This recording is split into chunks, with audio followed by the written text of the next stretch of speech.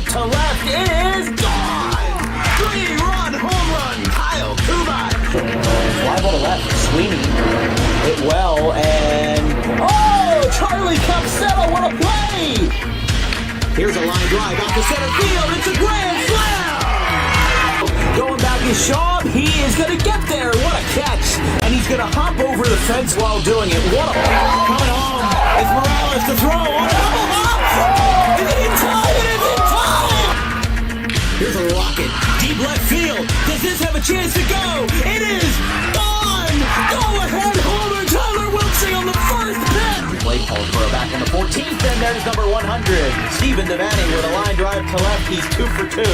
And with triple digits for number 1 as difference. And here's a ground ball shooting through the left side. And Kingsway has won the Ralph Shaw opener. Here we go. Fly ball deep left center field. And it is gone. Grand slam. Scott Lynch, grand slam.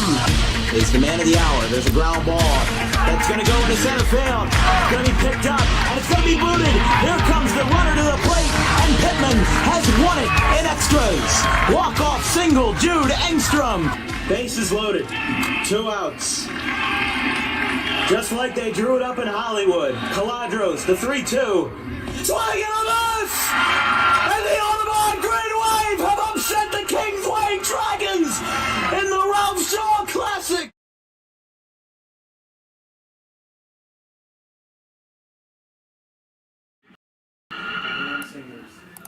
Live from the home of the brand new Salem Rams football stadium. We're here down just past the Delaware Memorial Bridge. We've got Saturday football action live on Dan Wilkins Broadcasting. It's the West Deptford Eagles and the Salem Rams here down in Salem County, home of the Rams, and the Eagles are the visitors today.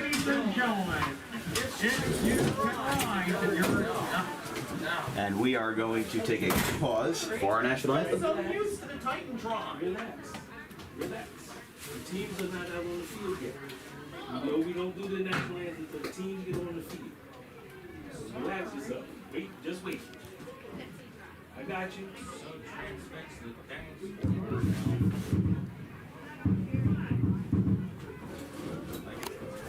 Connect my brain. Matrix.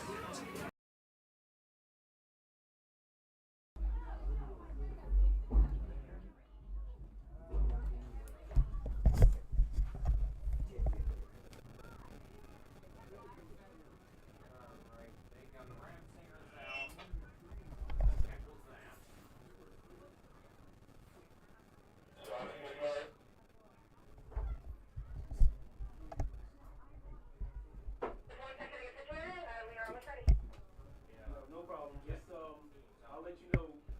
We got to switch the mics out, so I'll let you know exactly when.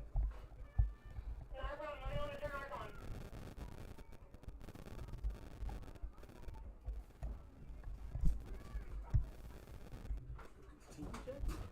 Yeah, they said he was on the way out. All right, bear with us, folks. We are just getting started here in Salem. They're getting ready to do our national anthem with the Rams choir in tow here at the brand new Salem High School football stadium here on Dan Wilkins Broadcasting. Hope everyone's having a wonderful Saturday.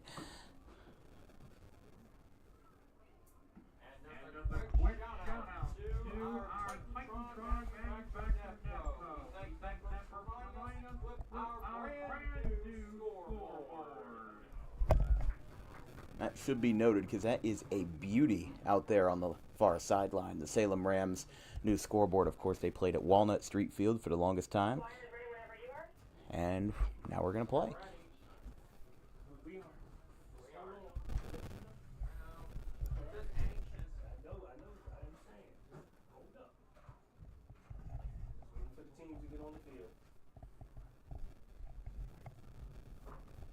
I think they're waiting for the team to get out on the field, and then we will do the festivities.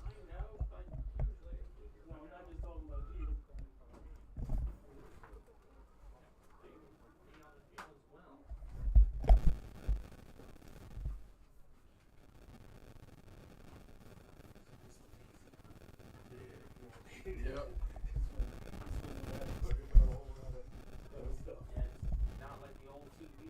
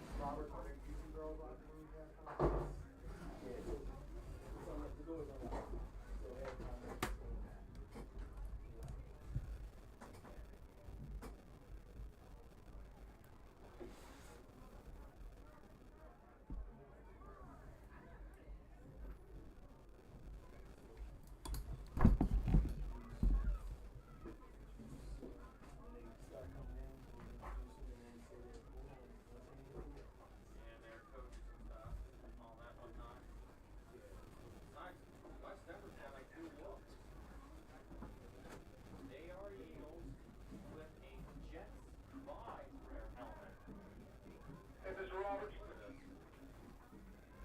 ahead. Announce, we're waiting for the teams to come on and then we're going to do the national anthem. Could announce that.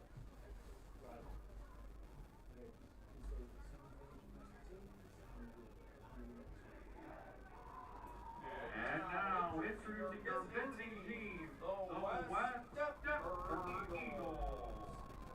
With their head coach, Jason Brown, and their assistant coaches, Don Clark, Mark Sixman, Phil Fisher, John Haver, John Harlan, Jeff Mountney, Sal Union, and Darren McCown.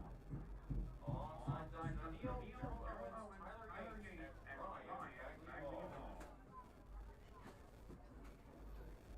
They come prepared with all those assistant coaches.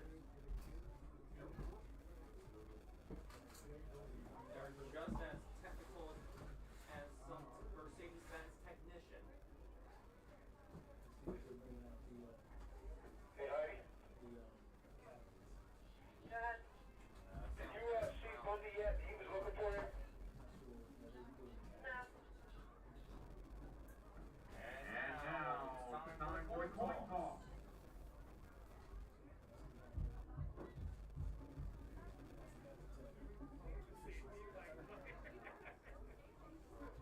And also coming on the field, Coach Allhorn. The principal of this high school. So, he'll be able to do a special points on commemorating the first game at this meet. Oh, why is it, Coach? I feel like it's really coaching all that.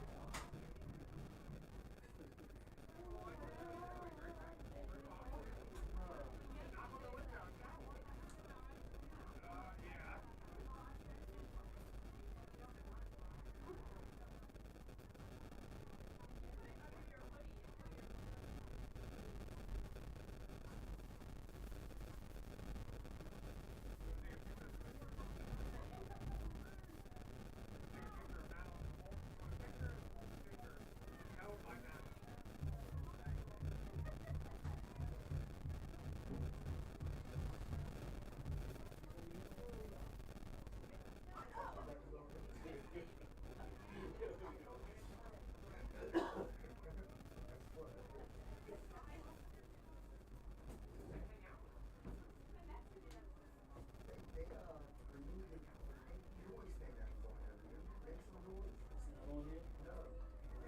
It's on the other property.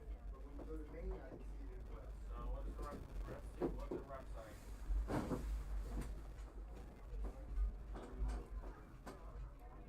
They didn't give us a signal yet. Don't worry about it.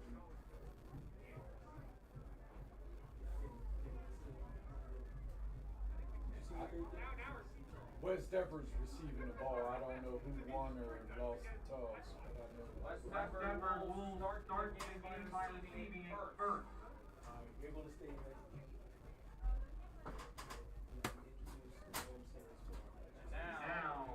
And now, may please rise to your Eagles, put your hand on your heart as we introduce our Salem singers as they perform our national anthem, the Star Spangled Banner. There we go, now we got it.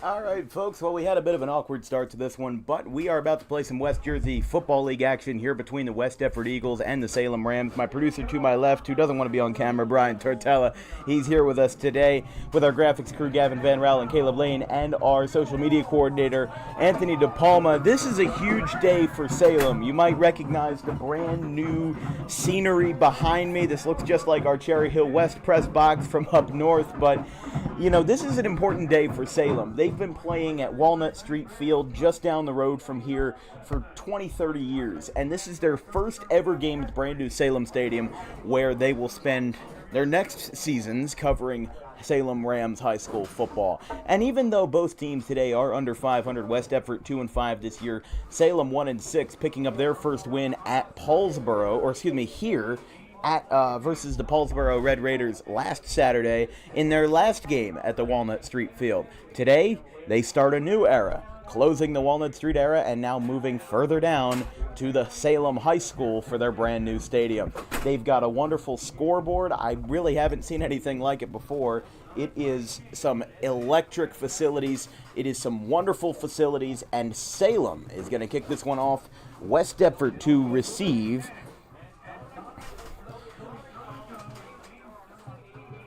And there's the kick, gets it high in the air. It's going to bounce towards the 20, picked up by West Deptford. Number 10 on that one gets smothered inside the 20, and West Deptford's going to take this one over to start the ball game.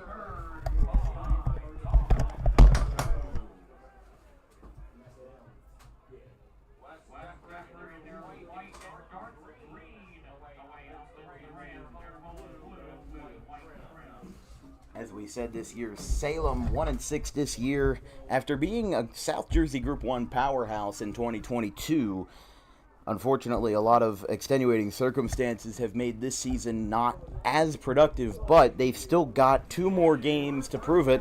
They've got their annual Salem-Woodbury game on Saturday the 21st, which, by the way, if you want to see that game as our flex day in Woodbury, vote on our Twitter poll at DW Broadcasting. There's a run up the middle, and the whistles will be blown there, second down. So they've got West Deptford right here, and then Woodbury 10:30 a.m. on the 21st. But they started off the season 0-6 with losses to Executive Education Charter of Pennsylvania, losses to Camden, Pleasantville, Pennsgrove, Cedar Creek on the Rumble on the Raritan, and Woodstown before finally defeating Paulsboro, another winless team, 28-8 on the 7th. And again, that was their last game at the Walnut Street Field, so now they start a brand new era here at the Salem Stadium. Second down and about 8 for West Deptford.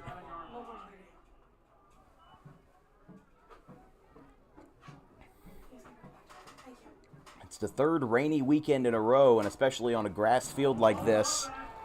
Ball is loose, and that's another. That's going to be a Salem ball. How about it? 3 plays in, and Salem gets the ball going their way, and in less than a minute in, Salem's going to have their first offensive possession of the afternoon.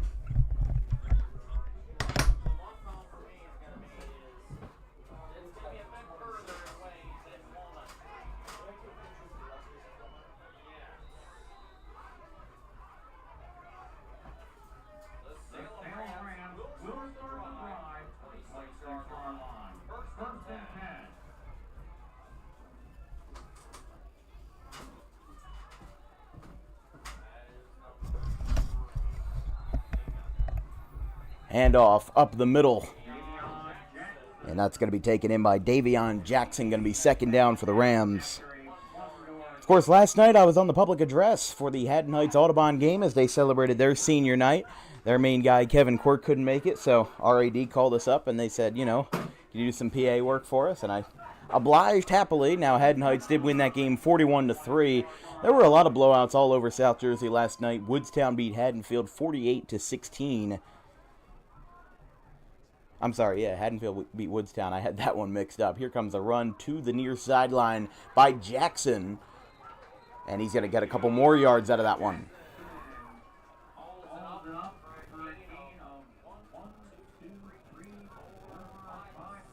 Yeah, that's a pretty good game there. It's going to be second down for the Rams. Excuse me, third down and about 4 still just getting settled in here. We had a nice hike to get here. Like we said, DWB is based out of Audubon, so we had to take a good 45-minute drive to get down here. But big thanks to Danny Mendoza, the head coach of the Rams, for having us out here, and we hope for a good game this one as West Deptford turned the ball over on a fumble, and Salem's going to take big advantage of it with a rush up the middle by number 2. That being Jared Pugh, the junior. That's going to be enough for a Salem first down. I mean, really, some of the visual graphics here are very, very nice. You see that first down graphic right there. This is brand new equipment. This is absolutely state-of-the-art that I usually don't see from any high schools down here in South Jersey. Maybe you see it in some up in North Jersey, but this is very rare to see this kind of great equipment from South Jersey high school football. Going to be first down and 10 from the 15.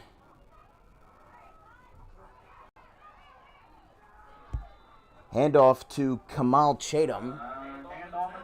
Or excuse me, Ramaji Bundy. Excuse me, Ramaji Bundy on that one. That'll be second down.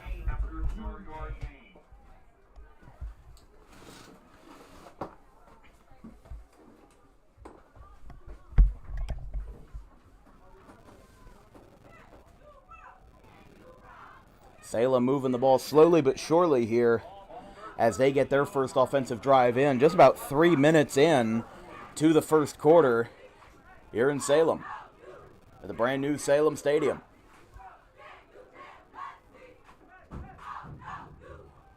Jackson drops back. Jackson's going to he's not going to throw it. He's going to get past the line of scrimmage towards the corner, and it is a touchdown, Salem.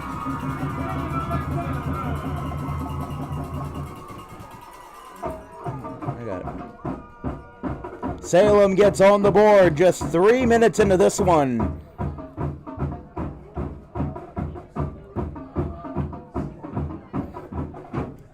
.39 left in the first, and Salem gets their first touchdown in the new stadium on the keeper by Davion Jackson, the junior, who took it himself right from the direct snap and got it into the far corner of the end zone for Salem's first touchdown in the new era of Salem high school football.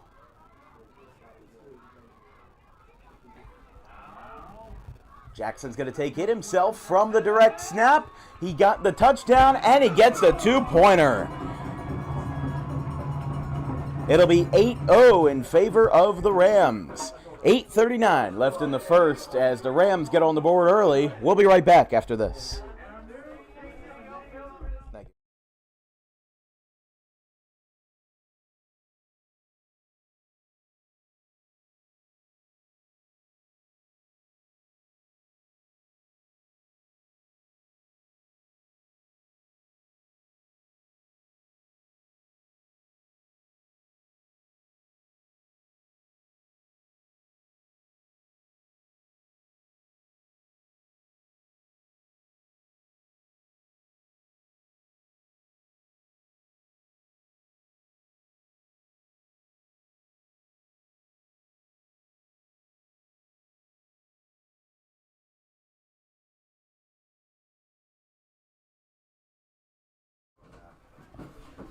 Salem gets the first touchdown in their new stadium, plus the two-point conversion from Davion Jackson, as here comes the kick from the Rams, going out towards the 20-yard line, taken in by West Deptford's number 10.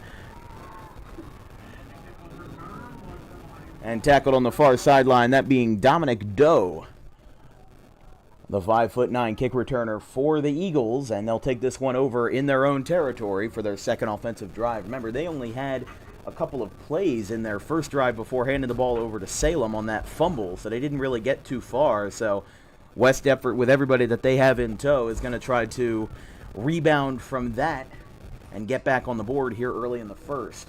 I'm Dan Wilkins here from the Salem Stadium, here with my producer Brian Tortella. It is a wet Saturday, not a single ray of sunshine in the sky, a lot of umbrellas up.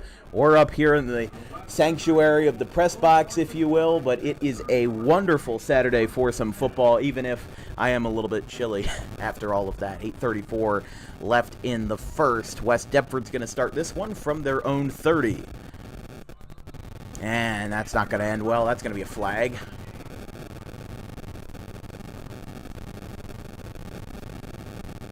Yeah, that's going to be a false start on the offense. And that'll move them back 5 yards. 1st and 15 now is where they'll start their drive.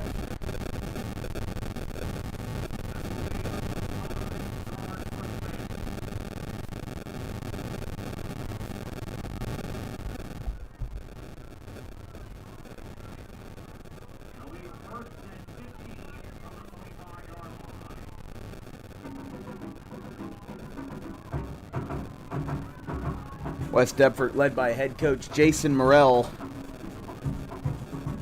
and a whole slew of assistant coaches. Here comes a rush up the middle by West Deptford. That will most certainly rebound them from their false start penalty. On the rush by number 22, that being Logan Revell. So after the 1st and 15, that will get them about 10 yards, and it will set them up on 2nd and 3, actually closer to 12 yards on the gain by Revell. You're still early in the 1st. Salem leads 8-0.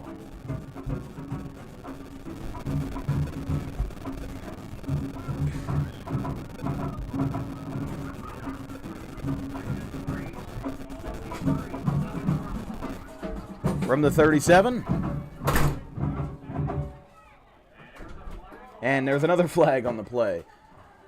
We'll see where this one lies, whether it's a false start or offsides. Actually, referees are going to talk this one over. But yeah, I mean, this is a beautiful facility after moving over from the Walnut Street Field.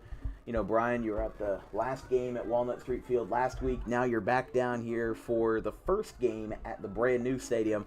I don't think there's an official name for it yet, and it's going to be offsides on the defense, and that should be enough to bring them across for a West Deptford first down.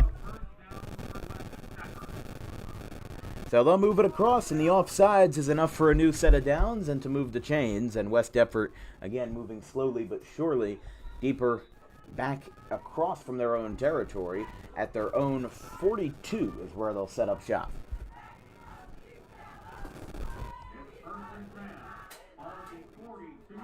.741 left in the 1st.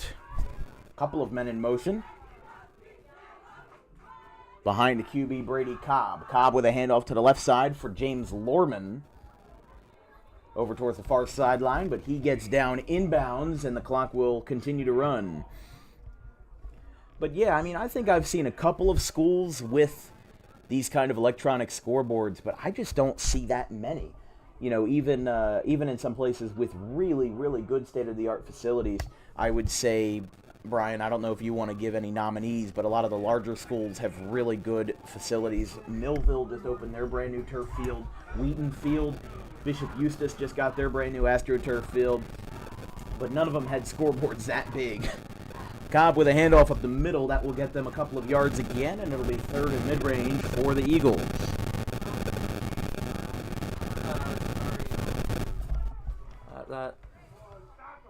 This facility is very nice, but I would say Highland has a pretty nice stadium and field, Hadfield, but they're not that big, but they're big enough. Well, Highland actually was where we were to start the season because Triton's field is undergoing construction. So we were in Highland for coverage of their football game on the 25th. As there's an incomplete pass towards the near sideline intended for James DiRocchini. It's going to be 4th down.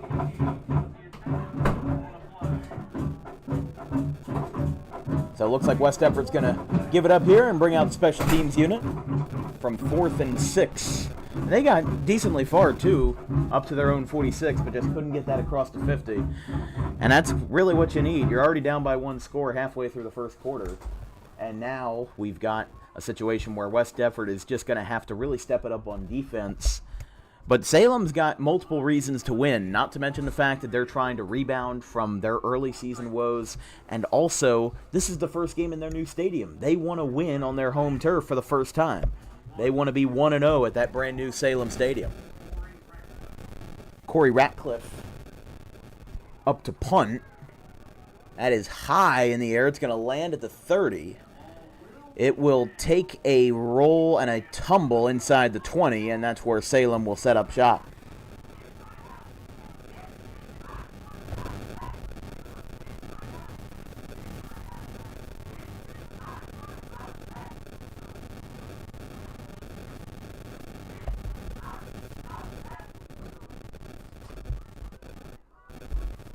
This broadcast is brought to you by Tommy D's Home Improvement Surplus, the place to be for wholesale kitchen cabinets and countertops at heavily discounted rates compared to big box retailers. Visit today in their brand new second in-person location on the corner of Creek Road and Harding Avenue in Belmar, next to the Route 42 on-ramp.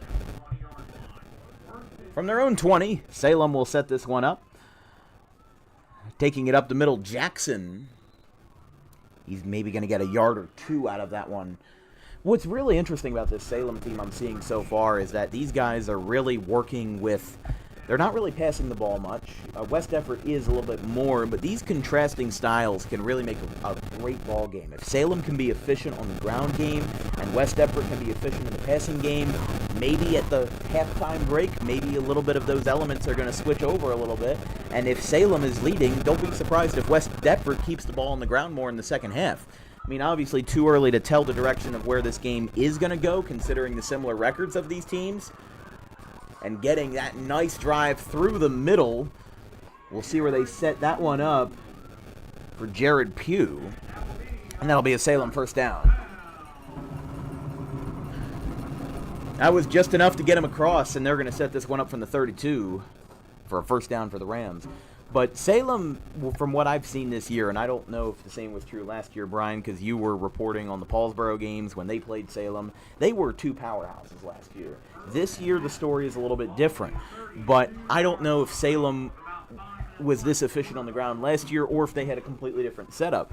But what's interesting to me about Salem is that they're just trying to drive through, and Jackson with the direct snap. I mean, a lot of keepers to start the game. It's like the quarterback position that is usually held by Ramaji Bundy doesn't really exist. I mean, Bundy's talking to his man over there. He's talking to Danny Mendoza. He's getting the plays from him. But a lot of times the QB's not even getting the snap. It's going right to Davion Jackson. So this is a very interesting setup that we're seeing from Salem here in this first quarter, and it's a very unique one from this early standpoint of the ball game that is so far working. Just over 4.5 minutes left in the first quarter. It'll be second and long after the loss on the rush by Jackson.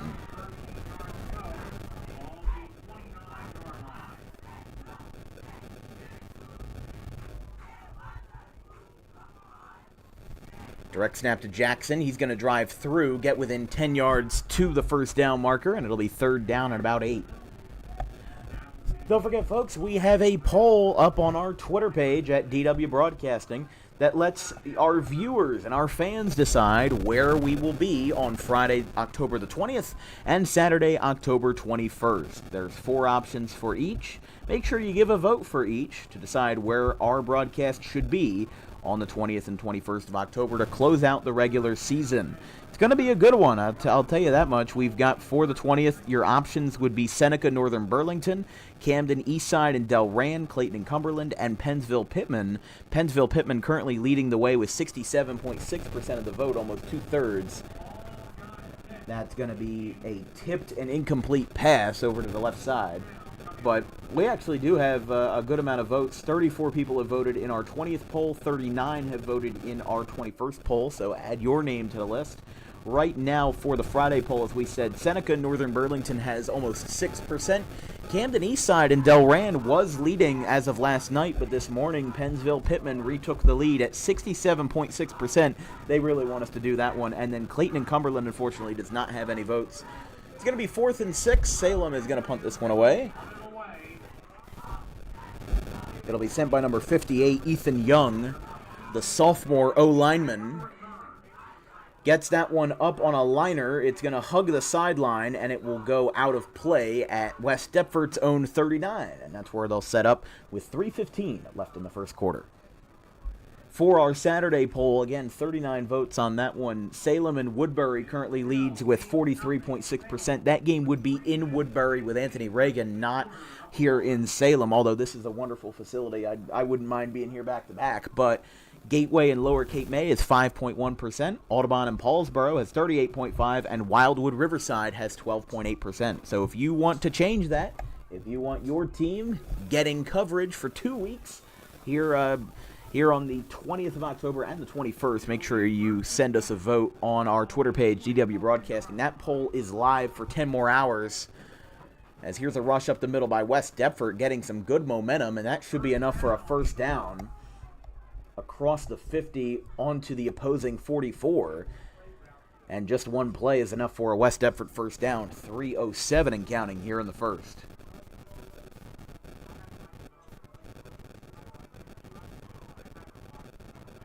The Salem staff, Danny Mendoza, the head coach. The O-line and D-line coach, Eric Pfizer. Dion Alston, the wide receivers and D-back coach. Sharif Jeffries, another wide receiver coach. And we are going to have a flag on the play, and it's going to be a false start on West Deptford.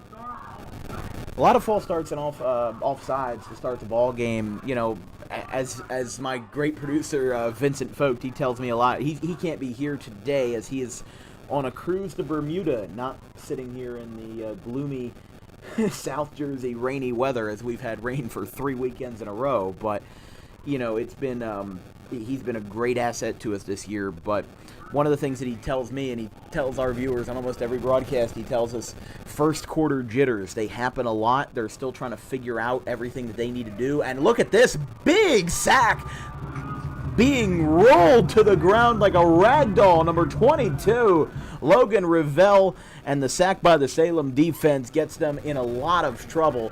And it's going to be a second down and long for the Eagles. Well, that's never good news because you're combining a false start on top of that sack by Revelle. And now they're going to be back across the other side of the 50 on their own 45 with 2nd and 19. We'll see what they can do. Cobb drops back. He's in trouble. That's incomplete. He was scrambling under pressure, and usually that never ends well. And James Lorman was the intended receiver, but that's going to set up 3rd and a long way. 3rd and 19 for the Eagles. 1:45 left in the first here on Dan Wilkins Broadcasting. We hope you're enjoying this one. Hope you're staying dry out there wherever you may be, as there's rain all over the state this morning/afternoon. But we have a lot of great games in these last couple of weeks for New Jersey football, and hopefully, if you're just tuning in, you're going to be in store for a good game here at the opening day for Salem Stadium. Again, after the sack and also the incomplete pass, it'll now be 3rd and 19, and actually a timeout's going to be called. Yeah, we'll stay here because I want people to see this. The Nevco helmet shuffle. I can't say I've ever seen this before in a high school football game. Oh, we just went out of focus, sorry.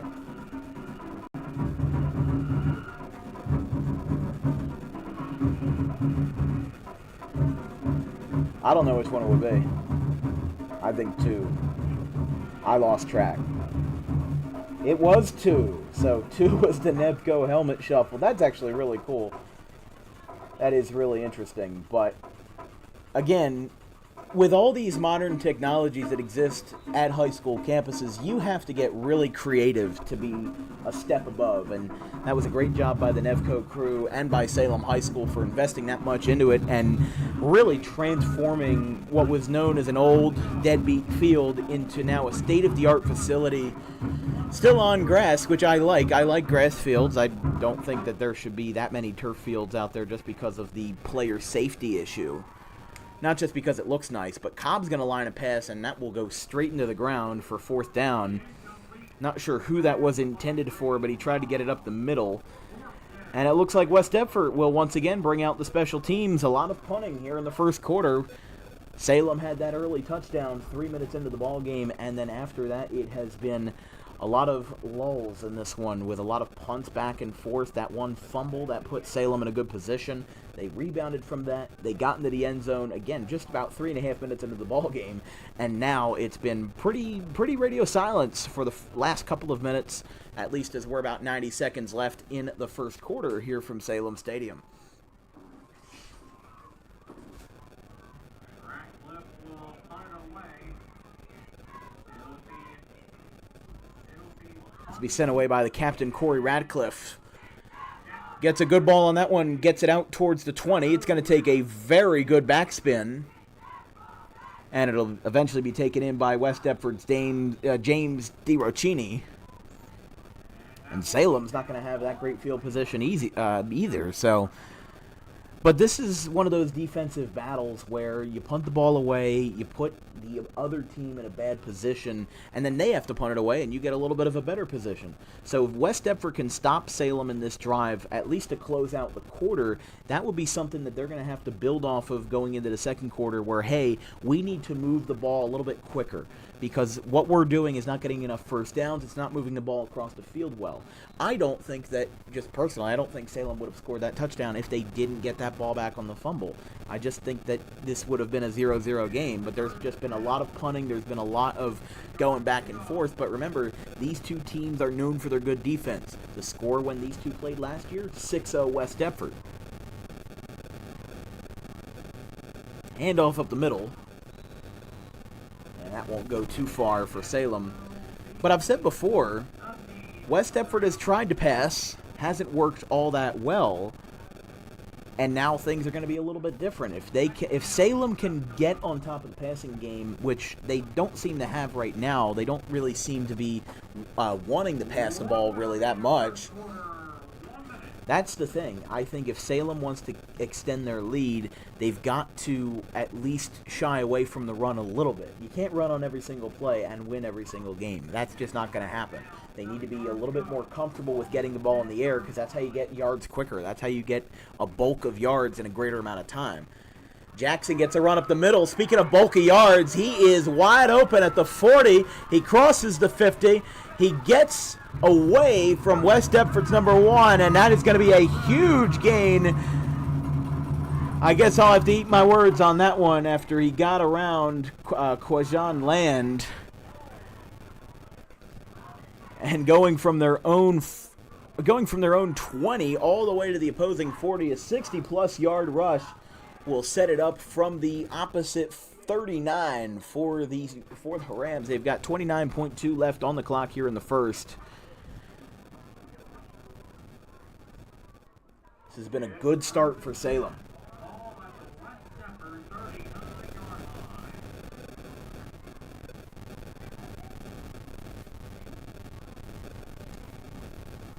Handoff up the middle.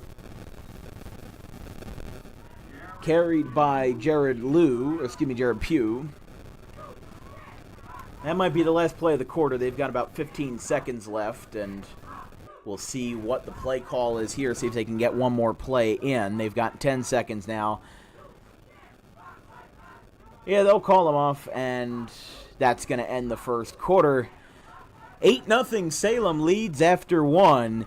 It's been a good defensive battle so far. A lot of punts, a lot of takeaways, and a lot of lost yardage as well. But Jackson gets the big 60-yard run to end the quarter to get that first down, and we'll see what they can get here in quarter number 2. We'll take a quick break. 8-0 in favor of the Rams. We'll be right back.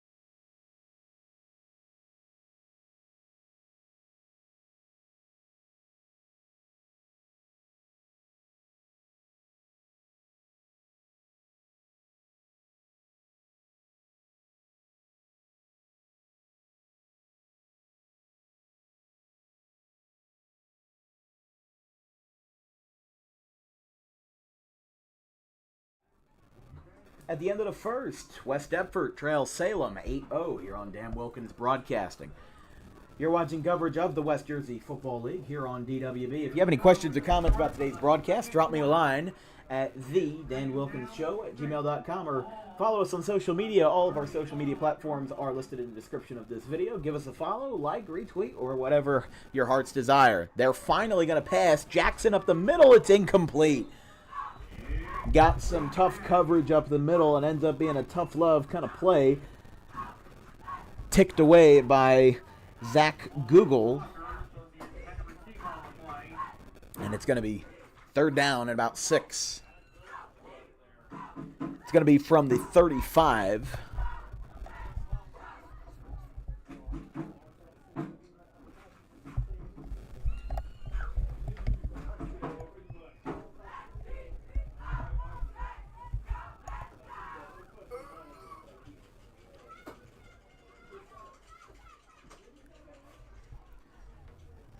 Pennsauken leads Camden Catholic 7-0 going to the second quarter. Camden leads Paulsboro 27-6 at the half. Gets the toss off, and that's going to be fourth down.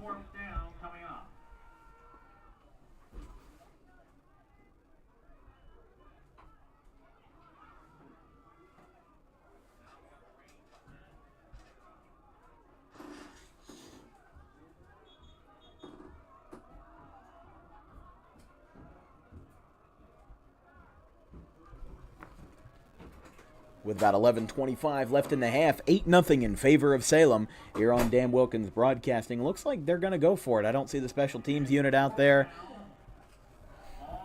From the opposite 34, Salem's going to look to bring this one across. They need the momentum, but if they don't, West Deptford's going to probably have some of their best field position they've had so far. Dropping back, Jackson's in trouble, and he is down. Not just for the turnover, but on the sack, a litany of green and white. Turn that ball over, and it will be first down for West Deptford from their own 45-ish. That looks like that's where they're going to be for their first drive of the second quarter. This broadcast is brought to you by DJK Roofing, South Jersey's #1 roofing supplier with over 200 5-star reviews on the web. Get a free quote today at 856-778-3900. Financing options are available. Just ask for Carmine. It will be first and 10 for West Deptford on the 41-yard line. Cobb with the handoff up the middle. And that will be stopped just as soon as it started for second down. Lorman, that will be a gain of just 1 yard. Second down coming up. Not too many games this Saturday from what I can see. It seemed like there were a lot of games Friday. Some of these teams took the week off. A lot of these are bye weeks this week. But for some of the out-of-town scores, we'll go over that in just a second. But let's take a look real quick. From second down and 9, pitched out to the right by Cobb. Taken in by West Deptford's number 6, that being James Lorman. And that's going to get them across for me. Actually, that's going to be a loss of yards for 3rd and 11 from their own 40. But yes, some scores from last night. Millville shut out Ocean City 35-0. Cherokee beat Kingsway 34-7. One of the closest games of the night, Washington Township beat Shawnee 29-22. The funny thing about that game, Josh Friedman was there. All of the offense within the first half. Washington Township scored 1 touchdown in the second half, and that's all they needed to win the game. There was only 1 score in all of the second half. It was 22-22 at the half, which you do not see very often. Mainland beat Clearview 49-20. Highland beat Triton 50-14. There's a liner that's incomplete to the right side, intended for Logan Revelle, and that's going to set up fourth down. So just as quickly as the drive started, West Deptford's going to have another punt. Middle Township beat Bridgeton 48-6. Seneca beat Cinnaminson 13-9 on a late interception. Lower Cape May beat Buna 60-0. Cedar Creek shut out Oakcrest 13-0. Delsey beat Hamilton 41-6. Shalick beat Cumberland 35-8. Gloucester shut out Sterling 42-0. Haddon Township beat Wildwood 20-0. That was the game we were supposed to cover last night, but things got in the way, and we ended up covering Haddon Heights Audubon instead for our public address crew. There's a punt. And Ratcliffe's going to take this one inside the 20. And getting out of bounds. Yeah, there's a flag around the 30. We'll see what that's all about after the return by Ramaji Bundy.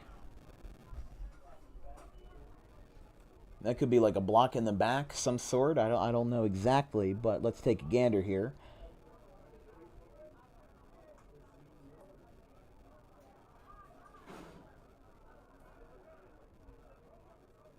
That'll be on the return team. So on the receiving team, it's a holding penalty, and that will knock them back a great bit.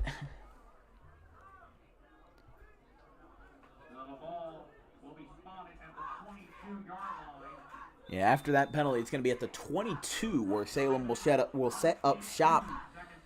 But again, as we've been talking about, it's been defense, defense, defense. After that first touchdown, nobody's been really able to get a leg up on anybody. Nobody's been able to run away with it. West Deptford's been keeping them in check just like Salem has for the Eagles.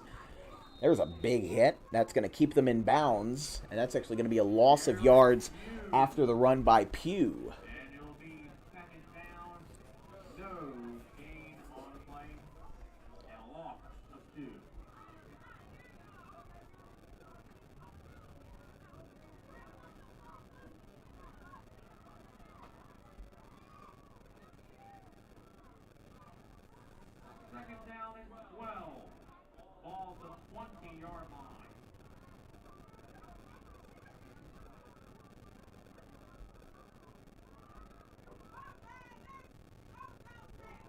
Here comes a rush to the left side, getting some good yardage there. And that will set up third down after the rush by Ramaji Bundy. But that's what Salem needs is actually, hold on, there is a flag.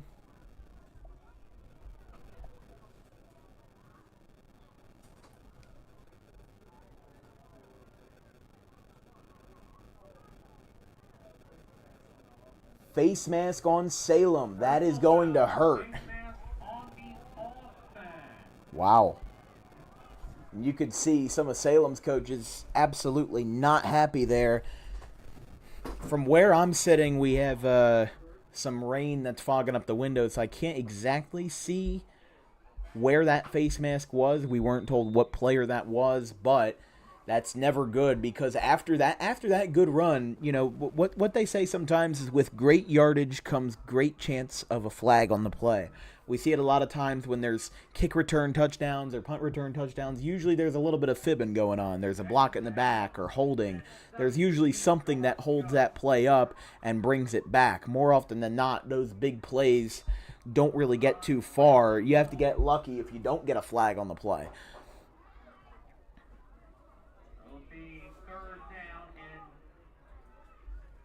Yeah, so after that face mask call, that took away all of the momentum. That's going to be about 3rd and 12 from their own 16-yard line. But that's big for West Deptford because even if Salem punts away the ball, unless you get a really good boot on it, you're probably going to get them to start their drive on the opposite side of the field past the 50.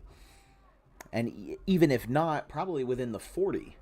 Especially with these wet conditions on the grass, football doesn't really stick well. I thought he was going to let a pass fly, but that just gets swallowed up, and it stays in bounds. The clock runs. Actually, hold on. The clock will be stopped at 7:24 as there is a flag down. A lot of penalties here in this first half. We'll see what the Whitecap has to say.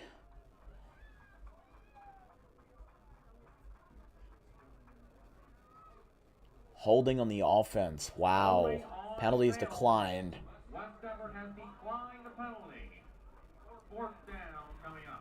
This is shocking. I mean, there is that's at least 3 or 4 penalties in this drive alone, all of them against Salem. You had the hold on the punt return, you had the face mask, and now you have another holding call. And I think they're going to try to salvage as many yards as they can here with 4th and 10 inside their own 20. This is going to be sent away by number 13, Torin Ransom.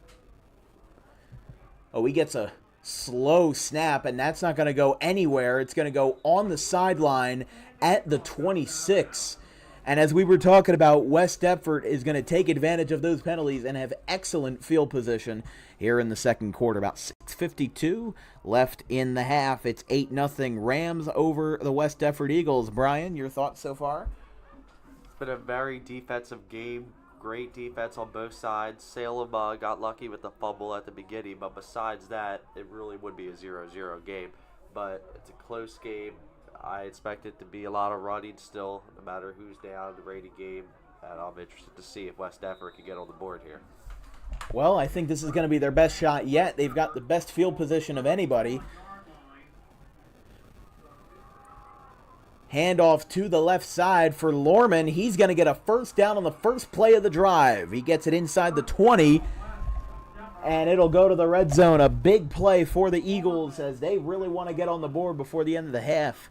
But I think for West Deptford, they want this to be a time-consuming drive. They want to get in on their own volition and leave Salem as little time as possible. Now, there's still 6 minutes and 40 seconds left in the half, so whatever it may be in regards to, what you have in terms of the score on the board, if West Deptford can tie this game at 8-8 going into the half, this will be a very, very good time for these guys to talk over their strategies going into the locker room, as there's a handoff up the middle. Not getting too far with that one, but handed off to Ravel.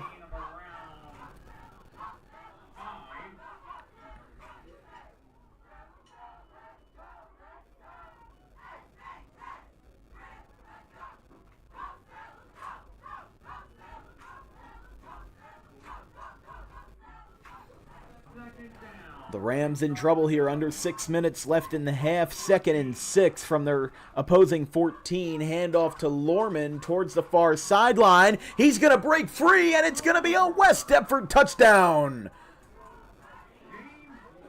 Lorman breaks free on the far sideline, and West Deptford wastes no time getting on the board. They took advantage of the penalties. They had a face mask that went for them. They had 2 holding calls that went for them. And now the drive is completed with one of the best outcomes possible, a touchdown. What is going on here? This is a unusual play call if I've ever seen one. Now they're going to rush back in, I guess, to throw everybody off. Oh, I see what they were doing. They're going to go for 1, but they gave everybody the impression that they were going for 2. And we've got a flag, and that kick didn't make it anyway. It was caught by the ref. Kick sent away by Ryan Cook. It's going to be a false start on the offense.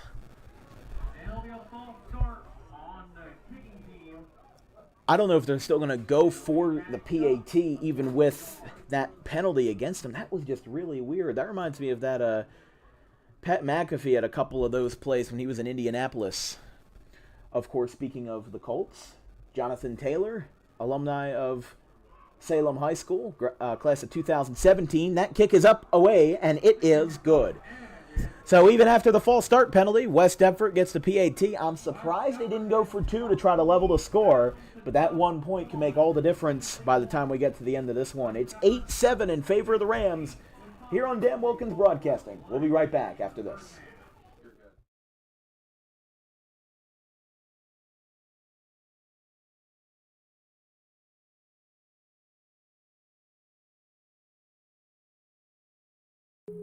DJK Roofing is an American-known company that cares about our customers. We answer the phone 24 hours a day, 7 days a week, and offer financing options to keep cash in your pocket.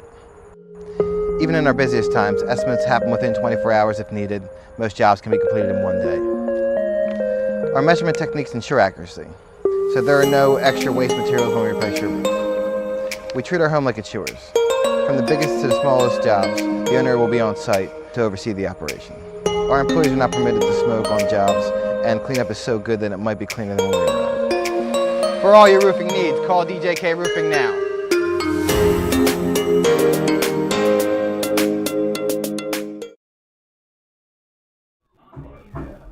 Here in the second quarter, a bit of a weird score, 8-7. As West Deptford trails by 1. That one sent away by Cook towards the far sideline, taken in at the 25. Now we'll see if he can stay on his feet here with Jackson. He's going to break free. He's going to go to the 45 across midfield, and he's out of bounds on the opposing 43-yard line. That was a Cordarrelle Patterson kind of run right there. He found one spot, found a hole on the other side of the field, and tried to fill that one, and he made it work. And Salem, given a wake-up call after that first touchdown by West Deptford, now look to regain control here with 5:32 left. It's first and 10 for Salem on the 48-yard line. Was it? 43. I don't know. I don't work here. No, I'm just a broadcaster. Run up the middle to the right side. That's going to get to the 40. Somebody just came up and they asked me who if they know where Miss Tedesco was, but I'm 45 minutes away. I wouldn't know anybody here. So 5:15 left in the half. It's going to be 2nd and 7 from the opposing 40.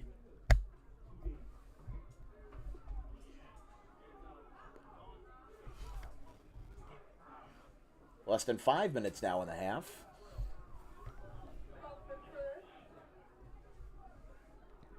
Second down and 7. Ball to 40. They're going to hand it off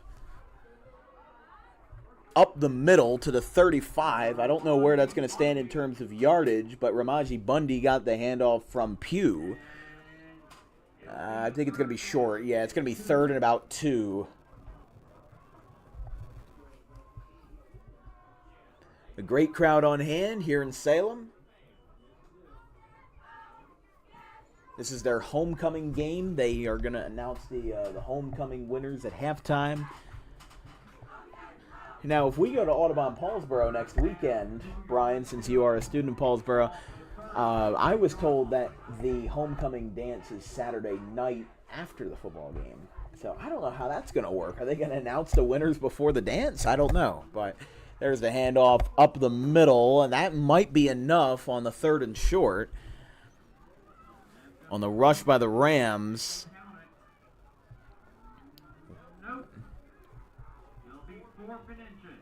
Wow. 4th and inches. Big spot here for Salem, as if the last play wasn't a big spot. Now they've just got to, you know what the Eagles do, the tush push. They're going to have to drive that ball across. And they just need that first down because, remember, this is a time-consuming drive that they want. They've already taken up about 3 minutes in this half. They want to take up more. They might want to bring us to the locker room and then score on the last play. Here comes a handoff up the middle. That's going to be enough for Torrin Ransom. He got the handoff in an unorthodox spot, but on the 4th and inches, Salem converts, and they get themselves a new set of downs from the opposite 30.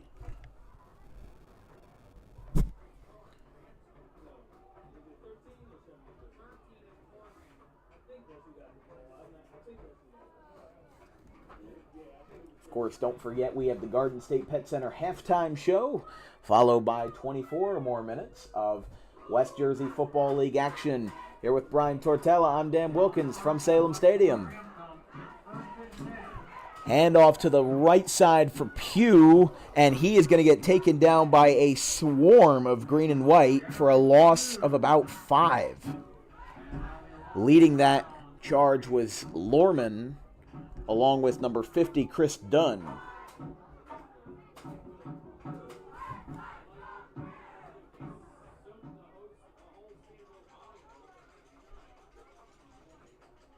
So Salem will have this one not in their best spot here from 2nd and about 14.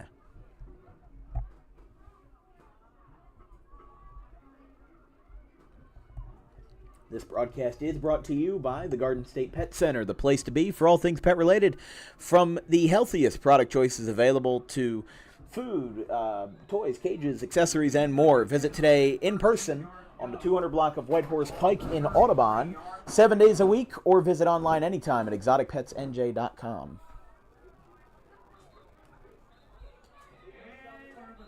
Clock is stopped. Timeout will be called by the Rams. And we're going to stay on the air because we have a interesting guest. I guess for Salem, they have their colors of blue and white. But if you take a look, let's see if my camera can drop down so we can see it. There is a figure from the Among Us video game that is here with us today. He might have a bodyguard with him because he's just hanging around. I wonder if that's the mascot. I mean, I've never played that game. I didn't think that they were that tall, but oh my goodness. That was a funny moment if I've ever seen one. We come back from the timeout, 1:45 left in the half, 8-7 in favor of the Rams over the West Deptford Eagles here on Dan Wilkins Broadcasting. 2nd and 13, handoff direct snap to Jackson. He'll run to the right. He had a good kick return to start the drive, and he's going to have another rush there that's going to be a gain of several yards there down the near sideline. We'll see where they spot this one.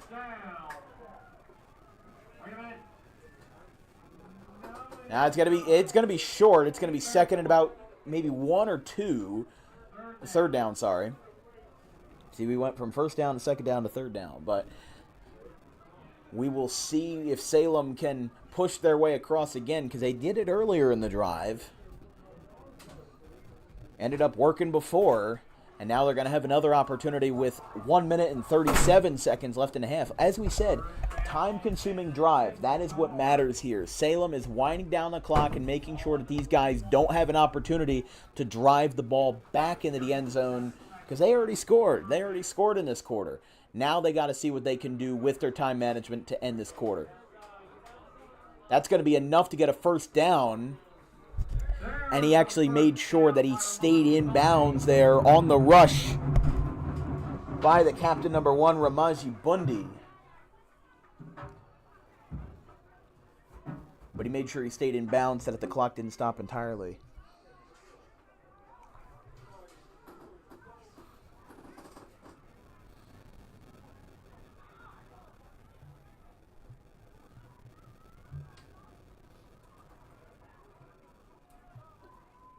Clock will roll again. 1:10. The 18-yard line. They're going to drop back to pass. Jackson completed to Bundy.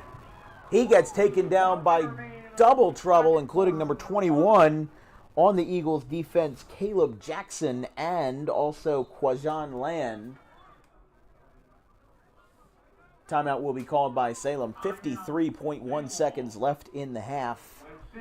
Don't forget, folks, make sure to vote on our Twitter poll at DW Broadcasting to vote on where you want to see us on next Friday and next Saturday, the 20th and the 21st. We have 2 polls out. We'll give you a quick update here during the timeout. For the Friday, the 20th poll, Pennsville and Pittman leads with 67.6% of the vote. Camden Eastside and Delran is in second with 26.5%. And then Seneca and Northern Burlington is 6% of the vote. Clayton and Cumberland does not have a vote yet. For the October 21st game, there is 4 options as well. Salem and Woodbury leads with 45%. Gateway and Lower Cape May leads with 5%. Audubon and Paulsboro leads with, Gateway and Lower Cape May is 5%. They are 4th in the poll. Audubon and Paulsboro is 2nd with 37.5%, and Wildwood and Riverside with 12.5%. They are 3rd in the voting right now. 40 votes for the October 21st for the Saturday game, and then 34 for the Friday game. So if you want to hear your voice heard, you have until 11 o'clock tonight to submit your vote, to cast your vote for who you want to see on Friday and Saturday for our DWB Flex date, and that's going to be a false start on the left tackle. And he knew it right away, too. He just kind of waltzed across there. It wasn't even that inconspicuous. It was just kind of clear as day on number 45. Number 44, Antoine Rogers. 53 seconds left.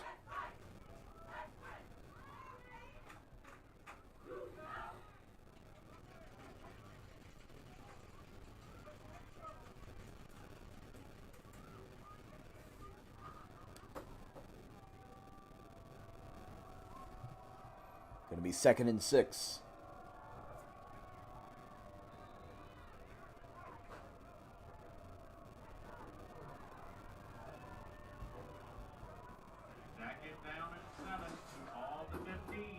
Jackson takes it himself. He breaks free, and it's going to be a Salem touchdown with a somersault into the end zone.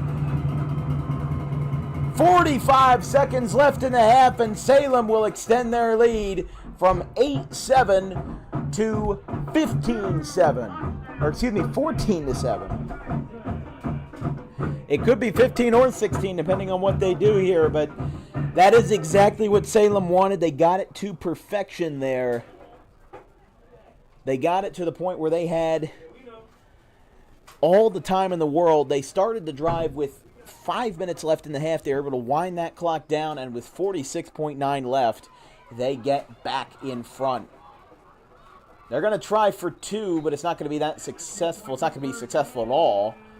Finally, the whistle is blown, and there is a late flag.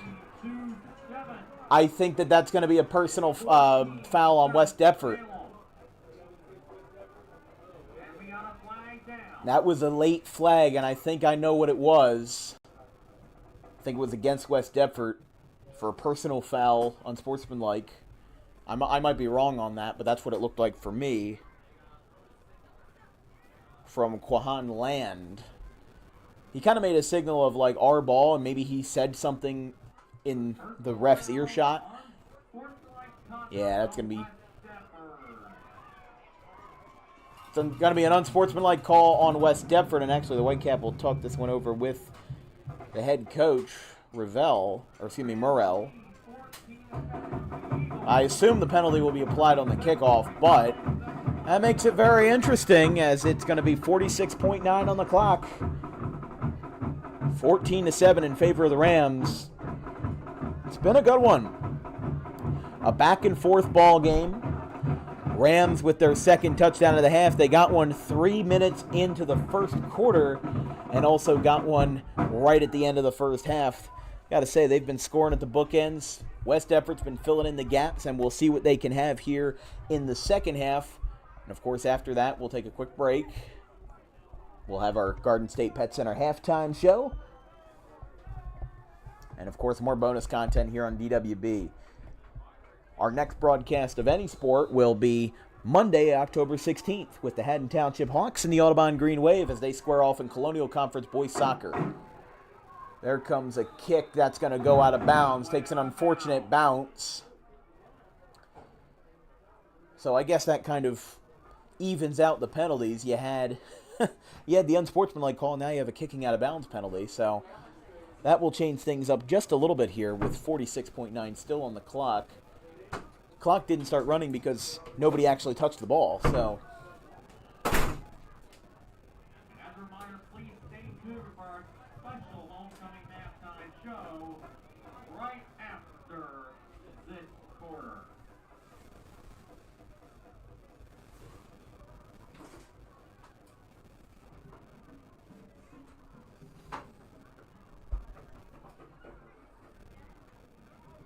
Some out-of-town scores. Pennsauken is rolling over Camden Catholic right now. They lead 20-0, 5:03 left in the second.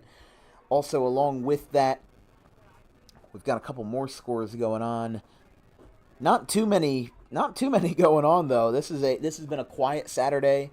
We've seen some folks in the media here. There just hasn't been that much in terms of games going on. A lot of them are in North Jersey. There was a chance that we were going to do Metuchen versus J.P. Stevens today, but this was relatively closer. Still 45 minutes from home, so not a whole lot you can do about that. That's going to be a false start on the offense, by the way, is what that was called. A lot of penalties in the first half, and I think that's going to be something that they are going to talk over at the halftime break for both teams. Because West Deptford's had a lot of unnecessary penalties. They've had the unsportsmanlike conduct call. That's going to be a big sack, number 56. Reeled in by Salem again, number 56 on that one, that being the captain, Detrick Simmons. And now 30 seconds remain in the half.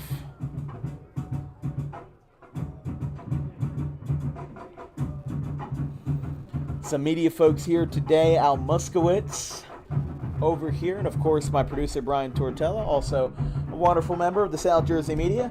We'll see if they can get one more play in for West Deptford.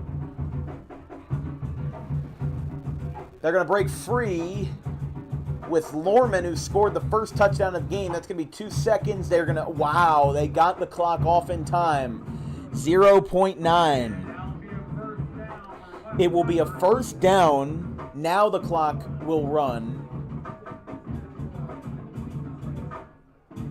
Or at least I thought it would. Yeah, now it will. So they didn't get that last play in after all. Rams had 1 timeout left. West Deptford had 2 timeouts left. I was very surprised that they didn't use one of those 2 timeouts before the end of the half. But we'll take a quick break. 14-7 in favor of the Rams. After 2 quarters, we've still got 2 more to play here at the brand new Salem Stadium on their opening day. I'm Dan Wilkins here with Brian Tortella. We'll be right back, folks.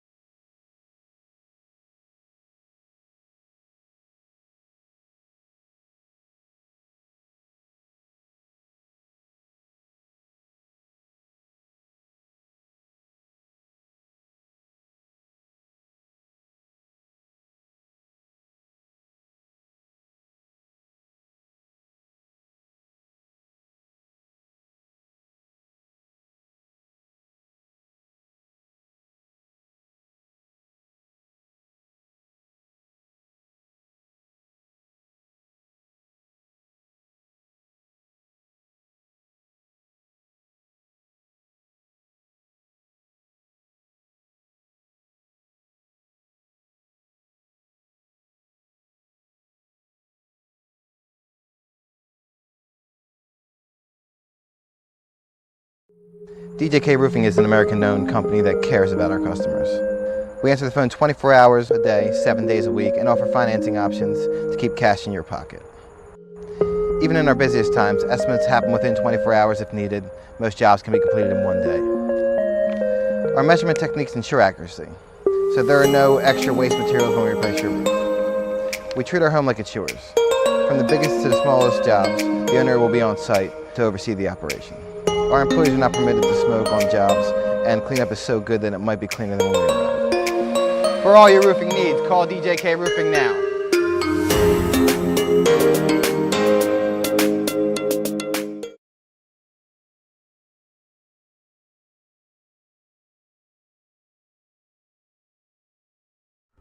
Garden State Pet Center is an independently owned full-service pet store. Our specialty is promoting companionship between people and animals by providing the healthiest product choices available, including all-natural foods, supplements that support and relieve health issues, and innovative products for pet parents. Our goal is to provide our customers with a relaxing environment, and while we're not striving to be the biggest store on the East Coast, we're striving to be the best. No other pet store will make you feel at home like we do. At Garden State Pet Center, we view pets as members of the family. We don't believe in fast, high-pressure sales, but instead matching up the right pet with the right owners, as you are making a lifelong commitment. Together with our team members, we would like your visit to our store to be both enjoyable and educational. Simply drop in and take a look around. View the birds, reptiles, small animals, toys, food, cages, and miscellaneous items. Learn of the services we have to offer and decide for yourself if this is the store you'd like to call your home away from home. Victor Santucci, owner of Garden State Pet Center. Visit us today at 226 South Whitehorse Pike in Audubon, New Jersey. We're open 7 days a week for all of your pets' needs.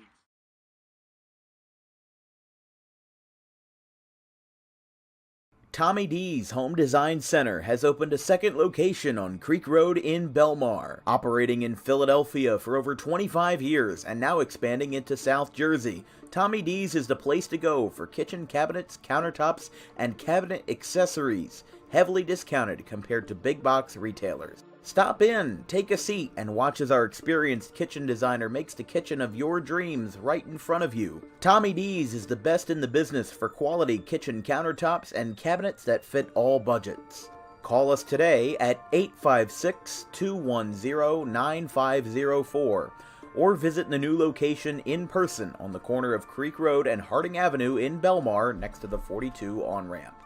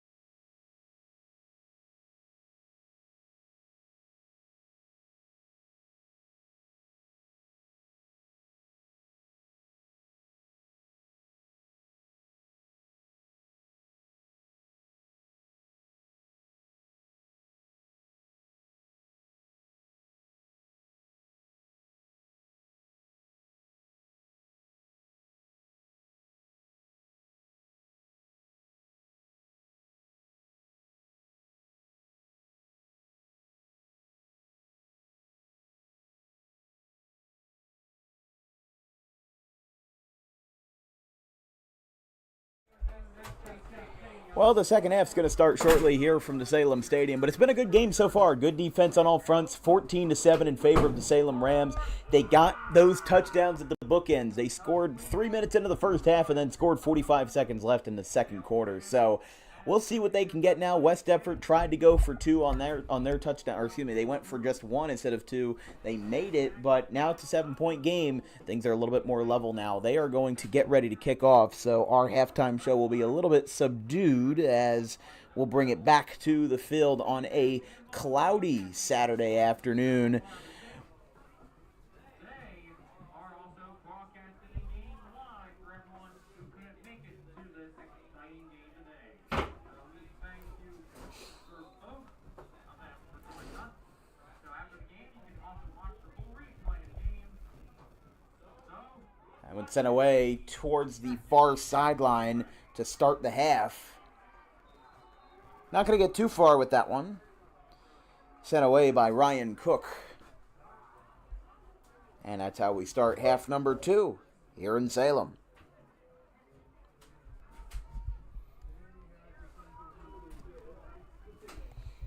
This broadcast is brought to you by Vincent's Lawn Care, covering Haddon Heights, Audubon, and Haddon Township since 2022. Call 609-413-0403 for rates today. 1st and 10 from their own 40 as Salem got the ball to start the half. They gave it away to start the ball game, and it ended up turning out in their favor as here's the handoff up the middle. That one is going to be a nice gain of about 9 yards, and that's actually going to be enough for a Salem first down. So 1 play in quarter number 3, and the rush by Jared Pugh gets them across for a new set of downs just to start this one. temperature is still cold and it's been wet outside. And both of these teams are playing great games. We are happy to have you with us. It's 1st and 10 at midfield. Davion Jackson. Not going to get too far with that one on the rush by Jackson. Action Jackson, if you will. I stole that from Brian a little bit, but there's been a lot of great offense in this game, but I think it's been overshadowed by the defensive aspect of, look, these guys have been punting back and forth and back and forth. There hasn't been a lot of progress on the offensive side, but it finally seems like at the end of the second quarter and at the start of the second half, it's been ramped up a little bit. Second down, 6 yards to go. 2nd and 6 for the Rams across the 50 at the West Deptford 46.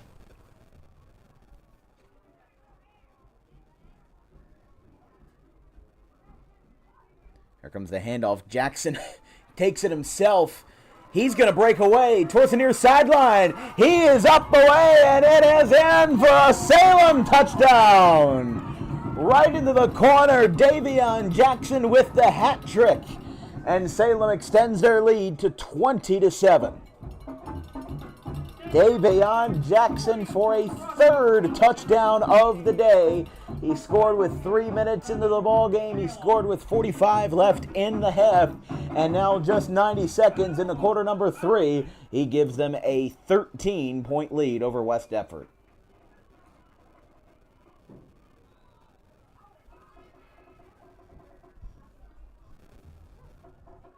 They might go for 2 here. That's what it's looking like.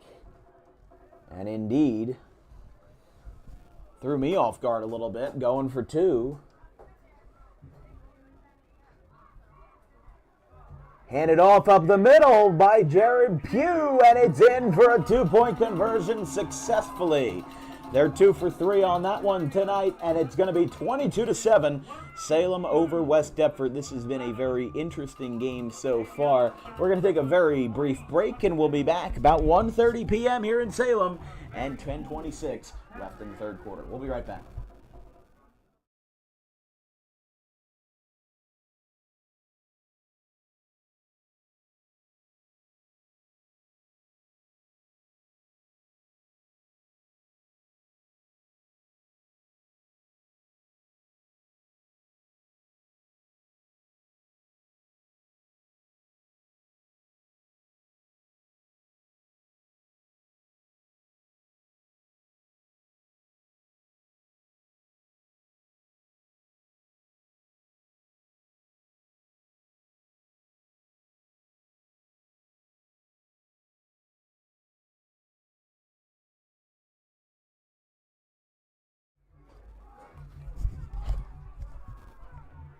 Kick sent away by Salem.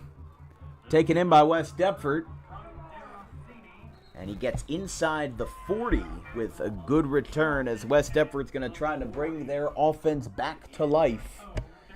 Here in the early stages of the third quarter, you're watching coverage of the West Jersey Football League here on Dan Wilkins Broadcasting. If you have any questions or comments about today's broadcast, drop me a line at thedanwilkinsshow@gmail.com.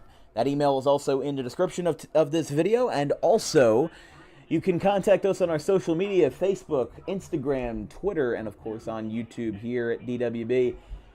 All of our social media information is in our description of all of our videos. We'd love to hear from you. Lorman towards the far sideline gets hit, and he will be taken down by Salem's number 52 on that one. That being Darius Brooks, the senior captain.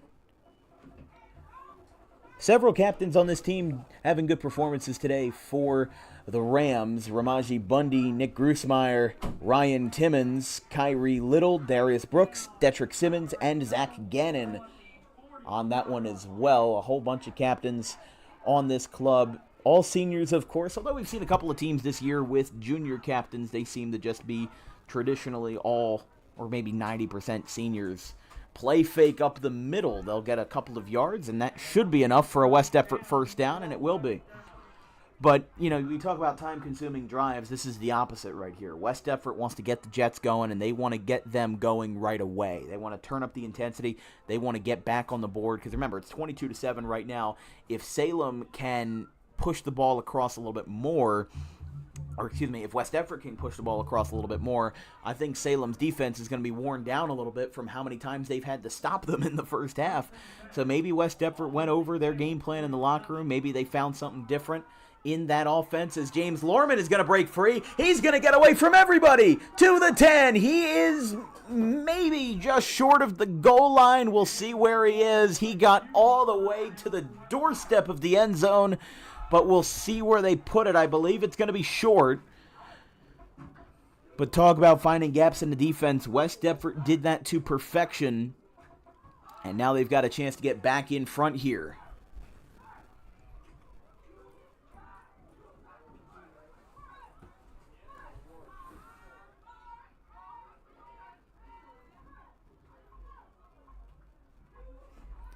They are at the 2-yard line.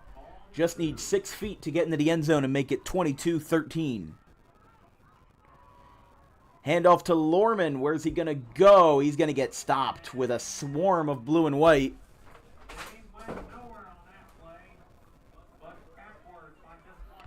Yeah, about 1 yard loss there. Tackle by number 44, Antoine Rogers.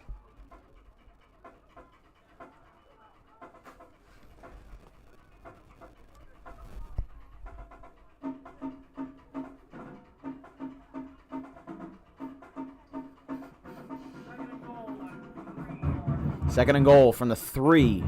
West Deptford with their best chance yet at getting back on the board after that second quarter touchdown, and James Lorman will waltz into the end zone for a touchdown, Eagles. And West Deptford, after being knocked down early in the third quarter, they now have a chance to rebound, making it 22-13. 7:56 left in the third, and the 2-point conversion is... Wait, no, there's a flag down. Hold on, folks. It's going to be on the offense. Sorry, offside, false start on the offense. They got going before everybody was ready to go.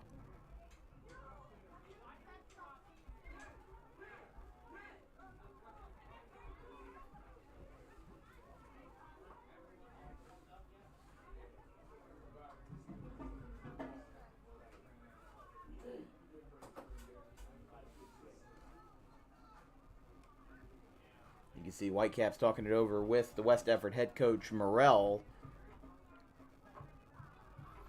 I mean, they were going for 2, but it just seemed like they caught everybody off guard with the fact that they were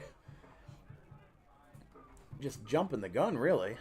Now they're going to go for the PAT with Cook to kick.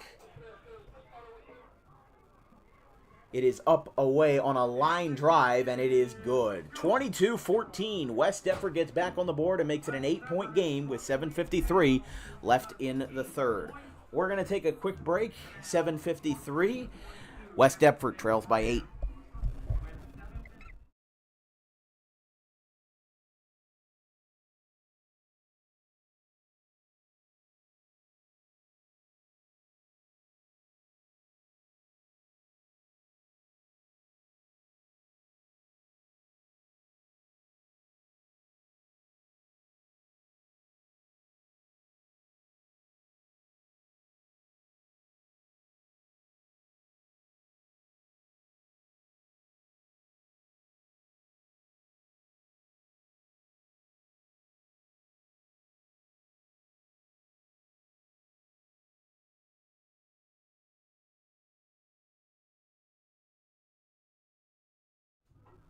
West Deptford with their second touchdown of the day. Only 2 men have scored all 5 touchdowns for both West Deptford and Salem. Jackson, Davion Jackson for the Salem Rams gets all 3 across for the home side, and then for the visitors, Jason Lorman with both for the Eagles in this one. This one's going to be sent away by Cook. Gets a squib in the air at the 40. Not sure who had that one, but that is going to be... Oh, we've got a flag. Hold on. Hold on now. There's a flag on the play after the kick by Cook.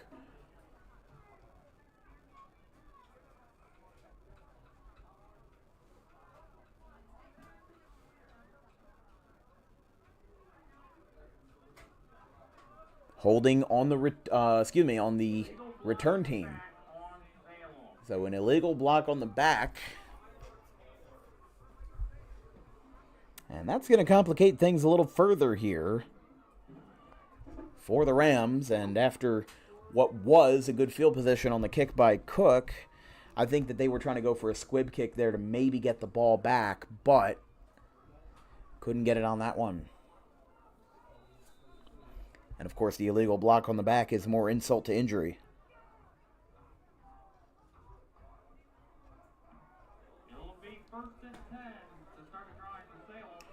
First and 10 for the Rams, 7:47 left in the third. Handoff up the middle, gets about 4 yards on that one from Jackson.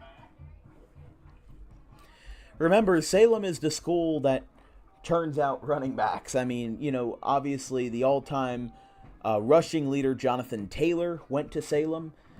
Class of 2017, and eventually went on to play with the Indianapolis Colts, where he still is today. Just got a brand new contract, I think about a week ago. He's going to be making a lot of money over in Indianapolis, and of course, Taylor using his influence from South Jersey to propel this Rams team as well. You look at what Salem has been capable of over the years. The year that Taylor was, or even just last year, 1-6 this year, but last year was a completely different story. 8-5 with Montre Wright at the helm. They made it all the way to the semis of South Jersey Group 1, of the state final Group 1, losing to Woodbury 22-7. But then the year that Jonathan Taylor graduated, in 2017, they were 8-3 with Montre Wright, and they made it to the semis of South Jersey Group 1, losing to Paulsboro 28-20.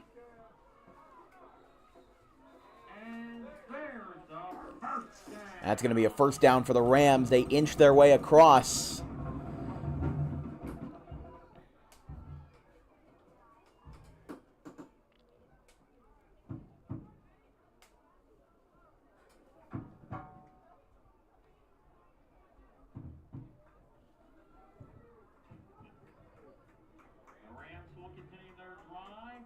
The year Jonathan Taylor was a senior was 2016.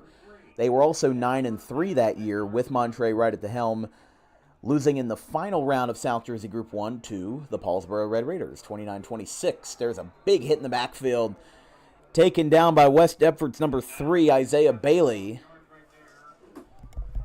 And let me just tell you, Dan, as a Paulsboro student, that is regarded as one of the biggest wins in Paulsboro High School history right there. And 29, as you know, we have a historical wrestling and football program.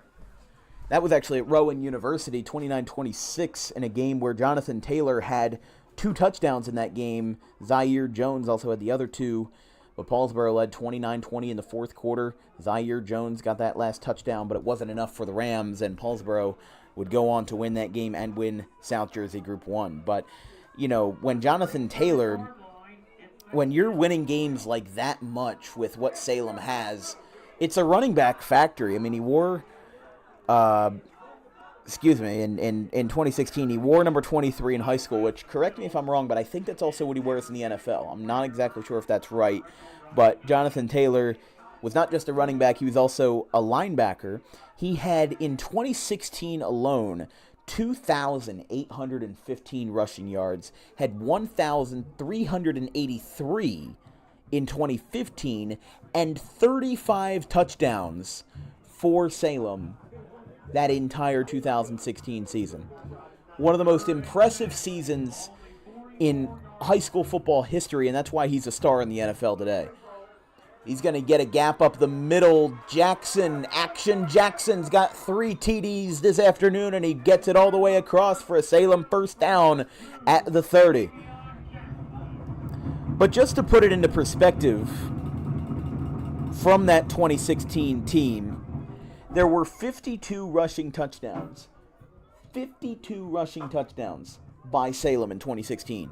Zaire Jones had 13. Jonathan Taylor had 35. We'll open up the calculator real quick to do some simple math, but 35 divided by 52, Jonathan Taylor scored 2/3 of the rushing touchdowns all season for Salem. And not to mention that there were only 5 passing touchdowns all year and 5 receiving touchdowns. So Salem in 2016, they scored 62 touchdowns, and only 10 of them were non-rushing touchdowns. 5 passing by Keenan Cheeks Jr., and 5 receiving, 1 from each receiver, including 1 from Jonathan Taylor, a receiving touchdown, and a receiving touchdown by Zaire Jones. So Zaire Jones and Jonathan Taylor in 2016 basically combined for about 3/4 of all Salem touchdowns that year, which is incredible to think about. But, you know, Danny Mendoza, he's in as the head coach for the first time after years and years of domination from Montre Wright. So Danny Mendoza's in a position where, look, he's a brand new head coach. He's in a new position. He's going to have to learn with the team. 2024 will probably be a better season for the Rams. I see them getting back to about 500 next year. I may be completely wrong on that. I can't see the future. But Jackson up the middle gets a couple more yards on second down.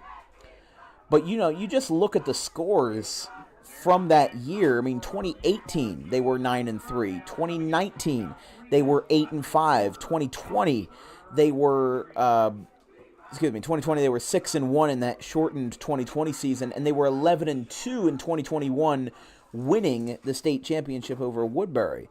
But then before that, the last year that they were under 500, I don't even know if they were under 500 in a year that NJ.com has records for. That might just not exist, if I'm being honest with you.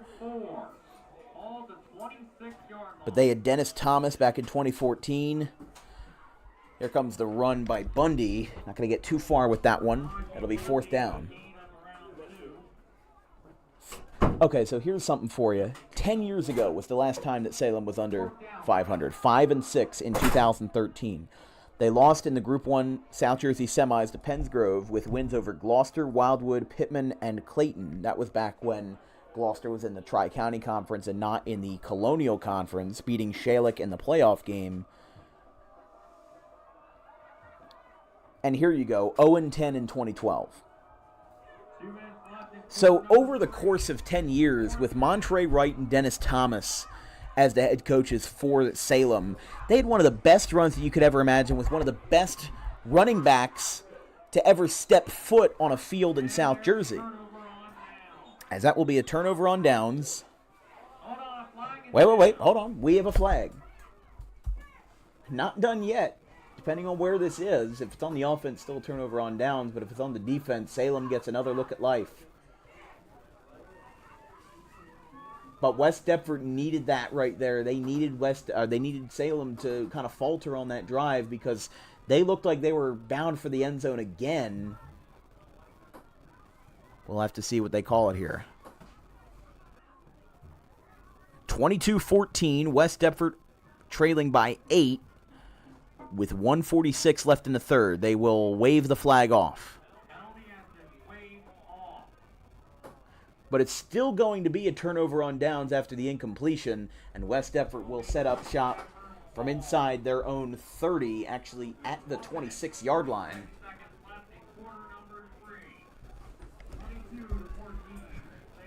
But yeah, I mean, Salem for the past 10 years has been a football powerhouse. This would be the first year since 2013 with Dennis Thomas that they were under 500, and the first year since 2012 where they had such a paltry record. But I wouldn't see this year as a bad year. I would see it as a growing year, as an opportunity for these guys to rebuild. They've had one of the best runs in program history, and now things are just a lot different for them. They still have their star power, as you can see, but a lot of times what you see, as here's a run by Lorman, sorry. What you see with these runs by these great programs is that when they go on a run of 4 or 5 years of excellence, they make incredibly tough schedules. You know it firsthand with Paulsboro. If Paulsboro had half the difficult teams on that schedule, they'd be just fine. But they played a tough schedule. They played a really, really tough schedule with some of the best in Group 1. They're playing Camden right now, and they're losing. But, it's a point of, if you have an incredible program, you get used to being an incredible program, and you get used to playing the best of the best. So when you start to falter against the best of the best, you need to reevaluate. You need to say, hey, we need to schedule teams that might be more our speed and try to get back into the win column so that we can get better power points, better opportunities, and better recruiting opportunities. These guys just need that, and Salem's in a rebuild right now, and I assure you that they'll be back sooner rather than later. 35 seconds left and counting in the third quarter. It's going to be third and short for West Deptford as they're going to try to drive in what is still a one-score game. Second to last regular season game for this Salem club. They play Woodbury on the 21st. They do not have a Thanksgiving game scheduled. Handoff up the middle. That should be enough for a first down.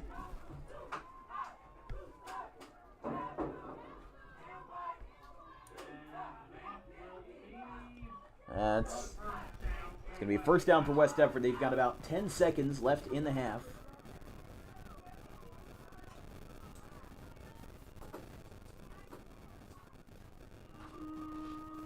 That will do it at the end of the third quarter. It is 22-14, but West Deptford's driving slowly but surely. They've taken advantage of that turnover on downs, and we will see what they can do here in the fourth. 12 minutes left to play in regulation. We'll be right back.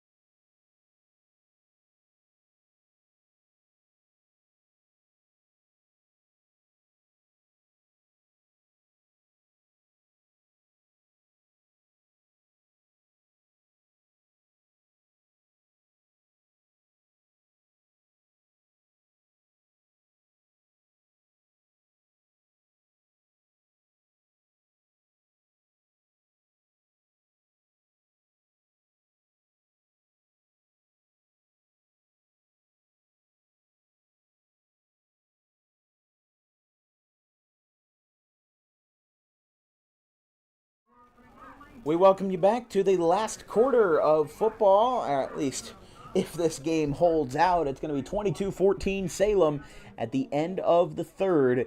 I'm Dan Wilkins here with Brian Tortella, about to get started here in the fourth. Handoff to Lorman, who's had both touchdowns today for West Deptford, and on first down, they're going to drive that one all the way to the 43, and that's where we'll set up shop here to start the fourth.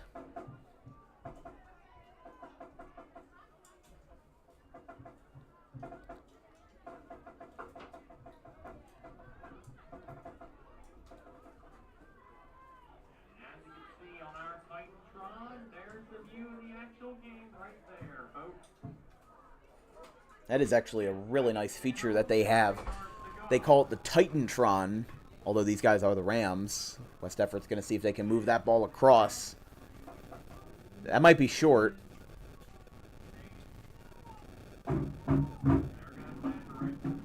Third and short. Yeah, you can actually see the live feed of the game from Salem's cameras on the scoreboard, which is really fascinating. Again, props to the Salem Athletic Department. They have made an excellent investment here at Salem Stadium. I don't think there's an official name for it yet. There's no, like, memorial or anything that they are dedicating the field to. Maybe once Jonathan Taylor retires, maybe call it Jonathan Taylor Stadium. I don't know. But that depends on how good he does in the NFL. I mean, this guy is probably the best athletic product to come out of Salem. You know, I hate to talk about him for half the game, but Salem's a Group 1 school. They've got a lot in their tank. They've got a lot of history, a lot of pride down here in this kind of unusual pocket of South Jersey. We're south of the Delaware Memorial Bridge, and this is a great, intricate community that has a lot to offer. 1st and 10 from the 50-yard line, right at midfield. And that's not going to get anywhere. Handoff to West Deptford falls short.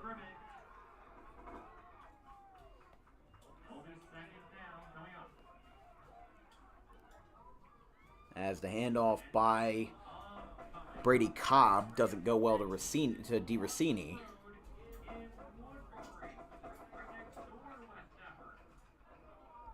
I mean, Salem's in kind of one of those positions where no matter who you play, you have to travel far. There's really not a lot of local high schools around here. You know, there's like Salem Tech and all that, but unless you go east to Bridgeton and Cumberland, or if you go up north, up 295 to like Winslow and all those places down there, or even closer to 295, you got Paulsboro, you've got, I'm trying to think of what else is down there. I mean, there's not a lot in that specific space. There isn't a whole lot. Hold on the offense. That's going to help Salem out there. But you got to imagine, these guys were talking about the penalties in the locker room during the halftime break. There were just so many penalties in the first half. I can't even count them all. There were just too many to count, and that will always cause issues. No matter who you are, no matter who you're with, there is always that kind of opportunity that happens with the penalties where some teams take advantage of them, some teams shoot themselves in the foot, and both teams have had a little bit of both tonight. Some have had the penalties swing in their favor, some have had them swing against them. But what it all matters in the end is who's going to be better at managing those penalties and bouncing back from them. Speaking of penalties, there's another one. Another false start on the offense. Good. Illegal motion on West Deptford. We saw that in the Palmyra-Gloucester Catholic game where there were a lot of illegal motion calls against Palmyra. There were 4 in the first half, and then they finally fixed it because they realized that one of their plays was just straight up illegal. Don't forget, folks, to vote on our Twitter poll at DW Broadcasting to decide where we go on October the 20th and October the 21st. This is a long way. 2nd and 25 for West Deptford. They snap, and it's not going to go anywhere. Going to be 3rd down. Good grief. I mean, wow. And this is only going to become even more of a war of attrition as that rain continues to come down. There's a lot of players that have the chance to slip and pick up a couple chunks of mud as the rain continues to fall. It looks like the rain has gotten a little bit worse. It's been raining all morning, except this is a little bit more. So bring your umbrellas, folks, as it's going to be 8:15 left in regulation. Cobb has time. That's incomplete over the middle. He was immediately under pressure by the Rams defense, and that's going to set up 4th and a long way. You can see the down markers all the way over there. Going to be 4th and 22 from their own 37.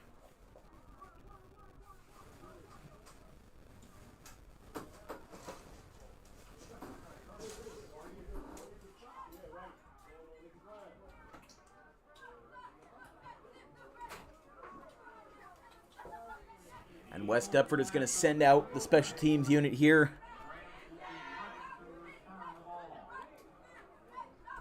With Corey Ratcliffe out to punt.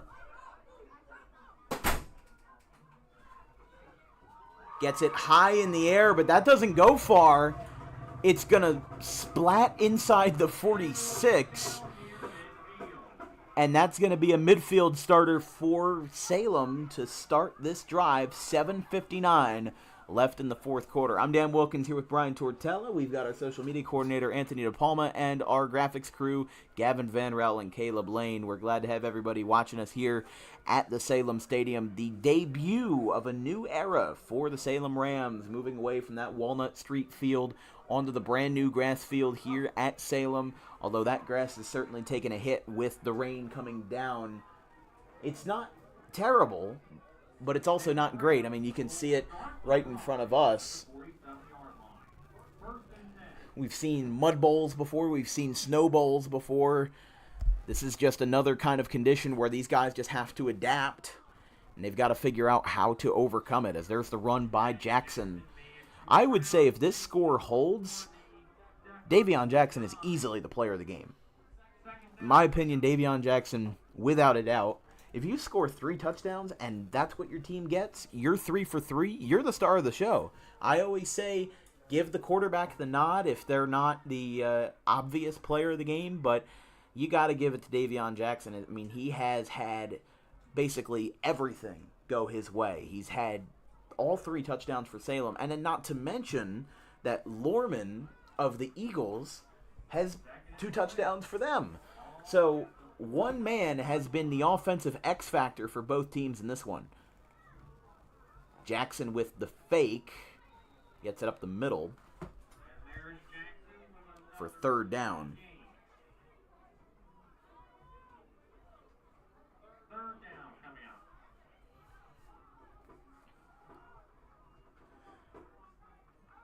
And Davion Jackson is not only the rushing leader with 750 rushing yards this year, and I'm sure that number could get up towards 1,000 by the end of the day, and will probably get to 1,000 by the end of the season.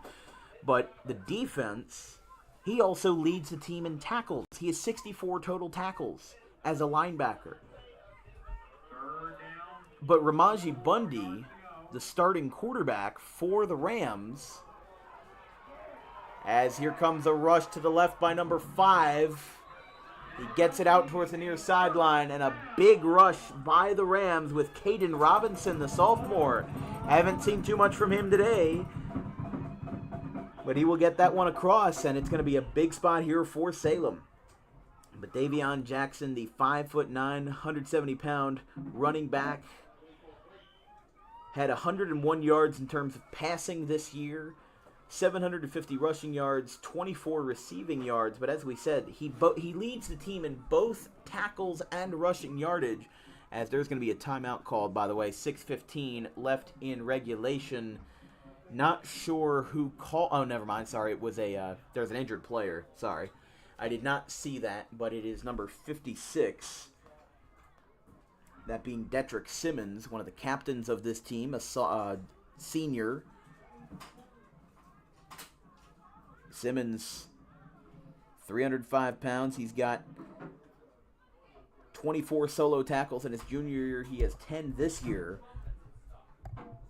including 3 in the 21-6 loss to Pennsgrove, and he will be sidelined here with the help of the athletic staff. The team physician, Dr. LaCavera, and Heidi Bauer, the athletic trainer of the Rams. Simmons was also Mark Tribal's player of the game he played a great game in the Central Jersey Group 1 final against Paulsboro in the last game last season for them. And he's a big part of this Salem Rams roster, so they'll be without him for at least one play, but it looks like he's being attended to on his feet by Heidi Bauer on the near sideline, so it looks like he'll be ready to go shortly. So the Rams will be one guy short here with Pugh running up the middle. Not going to get all that far, but after the big first down, they just need to work incrementally now. But again, this is a one-score game, so they are circling right back to the same motto of a time-consuming drive. They worked it to perfection to end the second half, and they could very well do it again here in the fourth quarter, towards the end of regulation. They're now under 6 minutes left in regulation here in the fourth between Salem and West Deptford. Salem leads by 8. If Salem can get the touchdown, at the very least they lead by 14 and make it 28-14. That would 100% be what they need, but this is one of those games that's going to go down to the final drive. It depends on what Salem's going to be able to do, depends on what they have left in the tank. And Simmons still out, by the way, for a couple more plays with Jackson breaking free. Jackson on the far sideline. Away he goes. Touchdown number 4. The X Factor, Davion Jackson, the rushing leader and the defensive leader for the Rams, makes it 28-14 as the Rams extend their lead on a breakaway worth 30 yards. 34 yards, excuse me. And no flags, too, so that touchdown holds.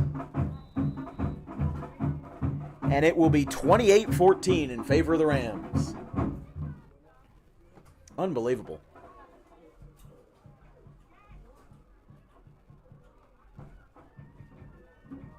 They will go. Looks like they'll go for 2. I was pointing my camera towards the goalpost. It looks like they're going to go for 2. Pugh will take it himself, and he's into the end zone. 2-point conversion is good, and it is 30-14 in favor of the Rams as they look for win number 2. And there is a flag down, excuse me.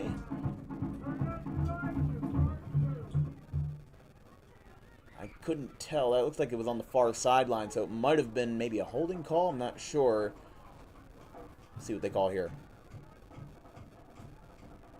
2-pointer is good. It's going to be personal foul on the defense on West Deptford. Honestly, Brian, I think this would have been a one-score game if it weren't for the fact that West Deptford just kept getting penalty after penalty. That's just a lot of situation where it's a big part of what you play. Penalties are a big part of what you play. But Salem got that first touchdown because of penalties. They got it because of that fumble. They were able to advance the ball because of penalties, and they got it in the end zone because of that. A lot of Salem's touchdowns to this afternoon have been at the aid of penalties. I'm not saying that they got lucky. I'm saying that they have been able to manage these penalties and come back from them better than West Deptford has. And that will be something that they will try to improve on. But both teams are going to have the same record if this score holds by the end of the day. Both Salem and West Deptford are going to be 2-6 on the season with 1 game left to play. West Deptford plays Haddon Heights to end the season, and then Salem, I don't know why I almost said Gateway, but Salem plays Woodbury in their last regular game of the season. West Deptford, hold on 1 second, this kick goes away.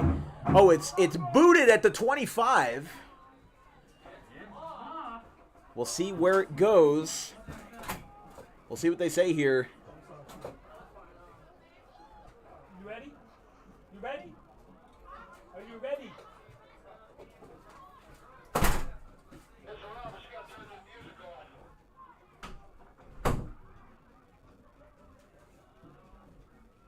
I think it's still West Deptford ball, and it looks like it will be. It'll be West Deptford who recovers the muff.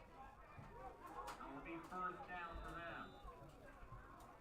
Yeah, that was a bit of a convoluted play right there because from our rain-covered windows, we couldn't really see what was going on, but they were able to resolve that, and West Deptford will set up shop from their own 26.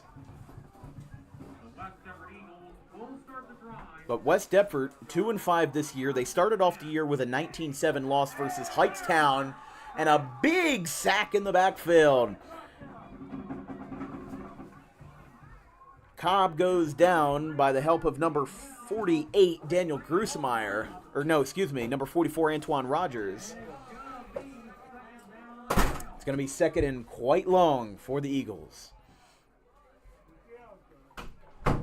But this is kind of a similar situation to Salem, to where they only got their wins of the season late. West Deptford started 0-4 with losses to Heightstown at the Ocean City tournament, losses to Woodbury, Camden Catholic, and Camden. They beat Paulsboro 14-13 and beat Sterling 22-9.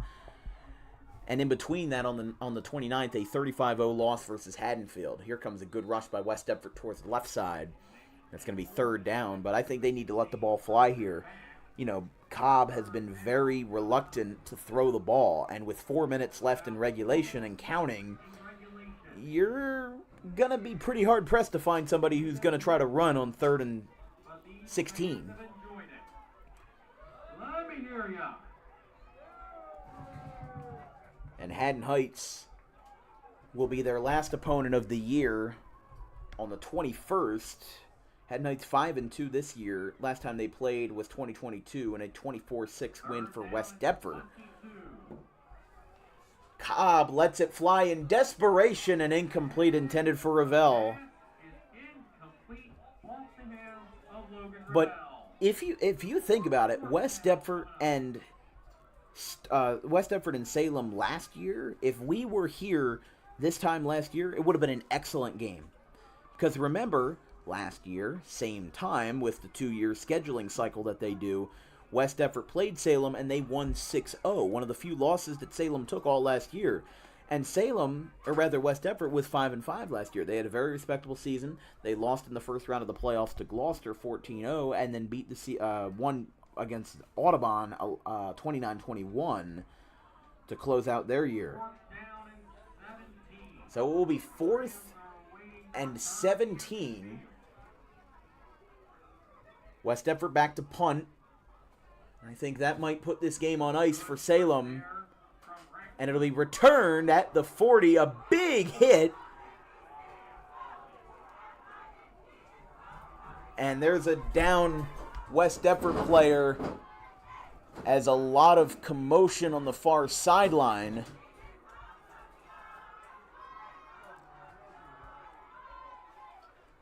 I don't know who that is back there, but that was a vicious hit on the offensive side of the ball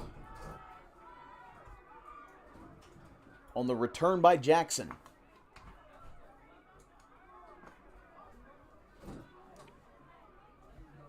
And in fact, that might be number 11, James D. Rossini.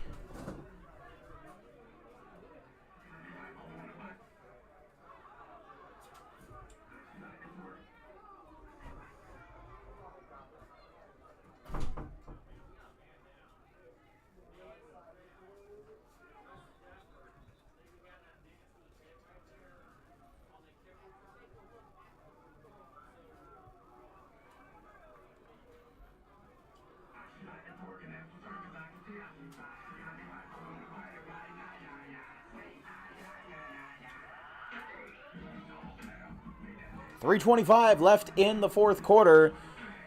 And hopefully West Deptford's injured man, I think that was D. Rossini. Hopefully he is okay. That was a vicious hit. Good for television, not good for health of the brain, but that's what football is about, right? Salem leads by 16 points, and with Salem having the possession, they will try to put this game on ice. Although, with how the temperatures are today, it almost feels like we're on ice here in Salem. Not to mention the aluminum press box that we're in. Handoff towards the near sideline. Look at Jackson. He will step out and stop the clock with 3:18. 48 degrees is the real feel here in Salem. 54 is actually what it is. But it's going to be raining all day.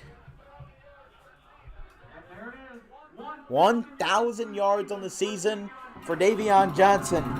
And that's going to give us a lot to talk about in this post-game show.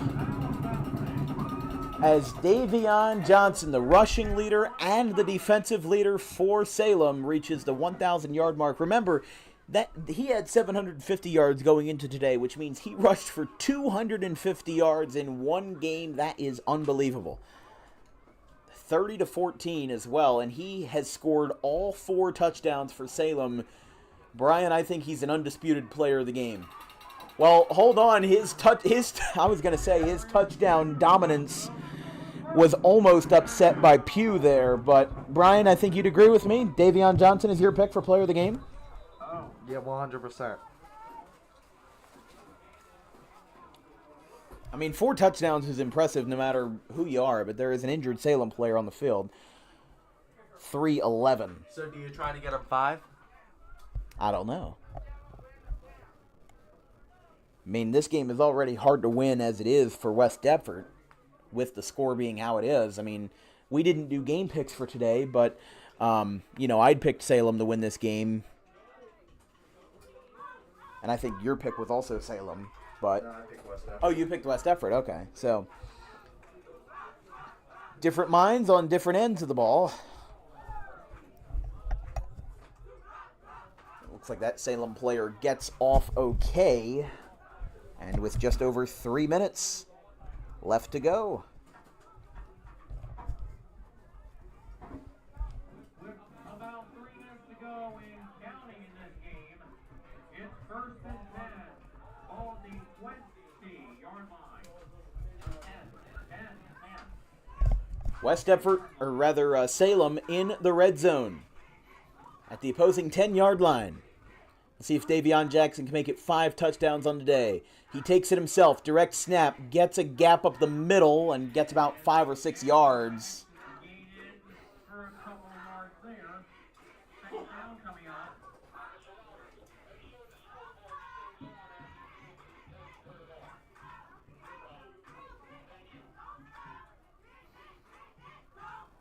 So Salem, after today, assuming the score holds with now 2 minutes and 15 seconds and counting, they would improve to 1-0 on the Walnut, or rather in the Salem Stadium era. I mean, this is a big confidence win for Salem going into their 21st game, their October 21st game versus Woodbury. Pugh up the middle, he's going to get rocked. But, I mean, look, what a way to ring in this brand new stadium. Great metal bleachers down here. Obviously, we would have wished that we had a sunny day for us to cover the game. Wish we would have had a sunny day for us to have, this debut of the Salem Stadium. But this is an awesome place. I can't wait to be back for another game in 2024, hopefully. Danny Mendoza had some great accommodations for us. So big thank you to, again, Danny Mendoza for having us. Big thanks to the Salem Athletic Director as well for having us out here to bring you the live broadcast of this ball game. Here comes the run by Pugh. He gets a block in the corner, and Davion Jackson's touchdown dominance is no longer, as the 5th touchdown of the game is the first not scored by Jackson. And it will be 36-14 as Salem on a runaway train here in the 4th. 1:04 left.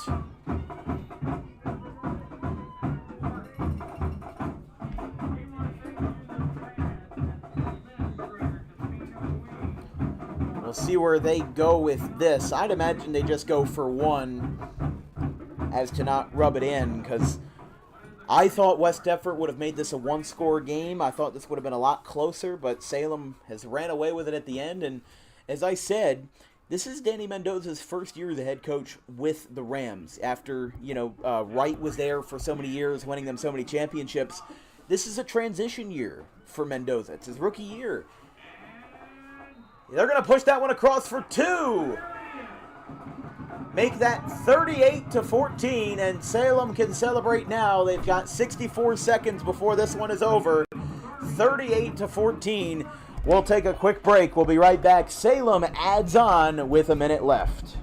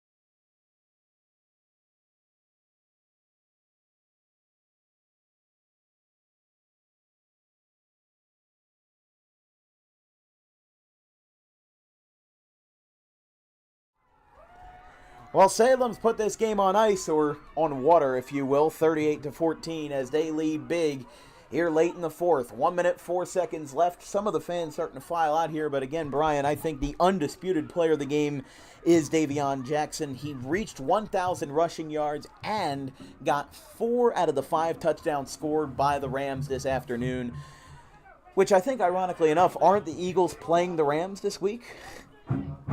No? We're playing the Jets. Oh, okay. I thought that was okay. So this is a different kind of Eagles and Rams, right? So, but I mean, what an incredible game for a team that might have attempted 5 passes all day, and whose leading passer. Oh, look, that kick is muffed, picked up by West Deptford, number 3. And that's going to be inside the 35 with 59.5 left on the clock. Isaiah Bailey on the return for the Eagles. That is something that I find funny, though, about how common high school team names are reused and recycled. Timeout's going to be called by Salem. They will use their first of 3 in this half, 59.5 seconds left. We're going to take one more break before we end the broadcast in just a minute. We'll be right back.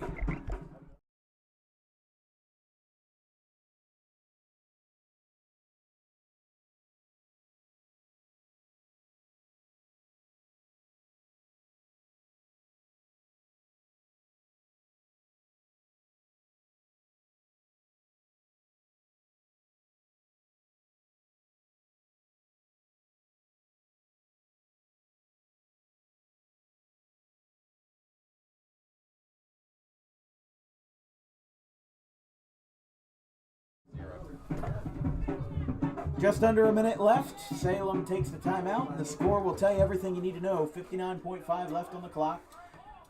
Salem leads big here late. Runner in motion, handoff. Goes up the far sideline. West Deptford's got a good run, and it's going to be enough for a first down. Still no whistle. Finally, the whistle blows with about 48 seconds on the clock. And the clock is stopped with 46.9, as that is a first down that brings them all the way across to 50. Clock will resume. 43 now. 40 seconds and counting. I mean, West Deptford's, they've got a lot of their backups in. Salem has a lot of their backups in. They just need this final drive. But it's a high-scoring game, 38-14. Salem was a charge on offense, but I didn't think that it was going to be this crazy in the second half, because it was pretty mundane at the end of the first half. It was 14-7. Goes to the far sideline with Lorman. And that's going to be enough for another first down. I don't think they're going to have enough for another play. And it looks like they will get themselves their final goodbyes, and they'll meet at the 50 as Salem improves to 2-5. West Deptford falls, or rather, Salem improves to 2-6. West Deptford falls to 2-6. And that's the final from this one. West Deptford 14, Salem 38. Your undisputed player of the game, Davion Johnson, scoring 4 out of the 5 touchdowns in today's contest and reaching the 1,000-yard mark on the season as the rushing leader for this Salem ball club. So that's where we'll hang it up today. From everybody here at Dan Wilkins Broadcasting, my graphics crew, Gavin Van Rel and Caleb Lane, my social media coordinator, Anthony DePalma, our financial manager, Donna Wilkins, my producer, Brian Tortella. I'm Dan Wilkins. We will see you on Monday for Haddon Township and Audubon Boys Soccer. Don't forget to vote on our Twitter poll for where we will be next Friday and Saturday. If you're a Salem fan, make sure to vote for the 21st, because Salem and Woodbury is one of our options. So if you want to see your team 2 weeks in a row, make sure to vote on that Twitter poll. From everybody here at DWB, we will see you Monday. Have a good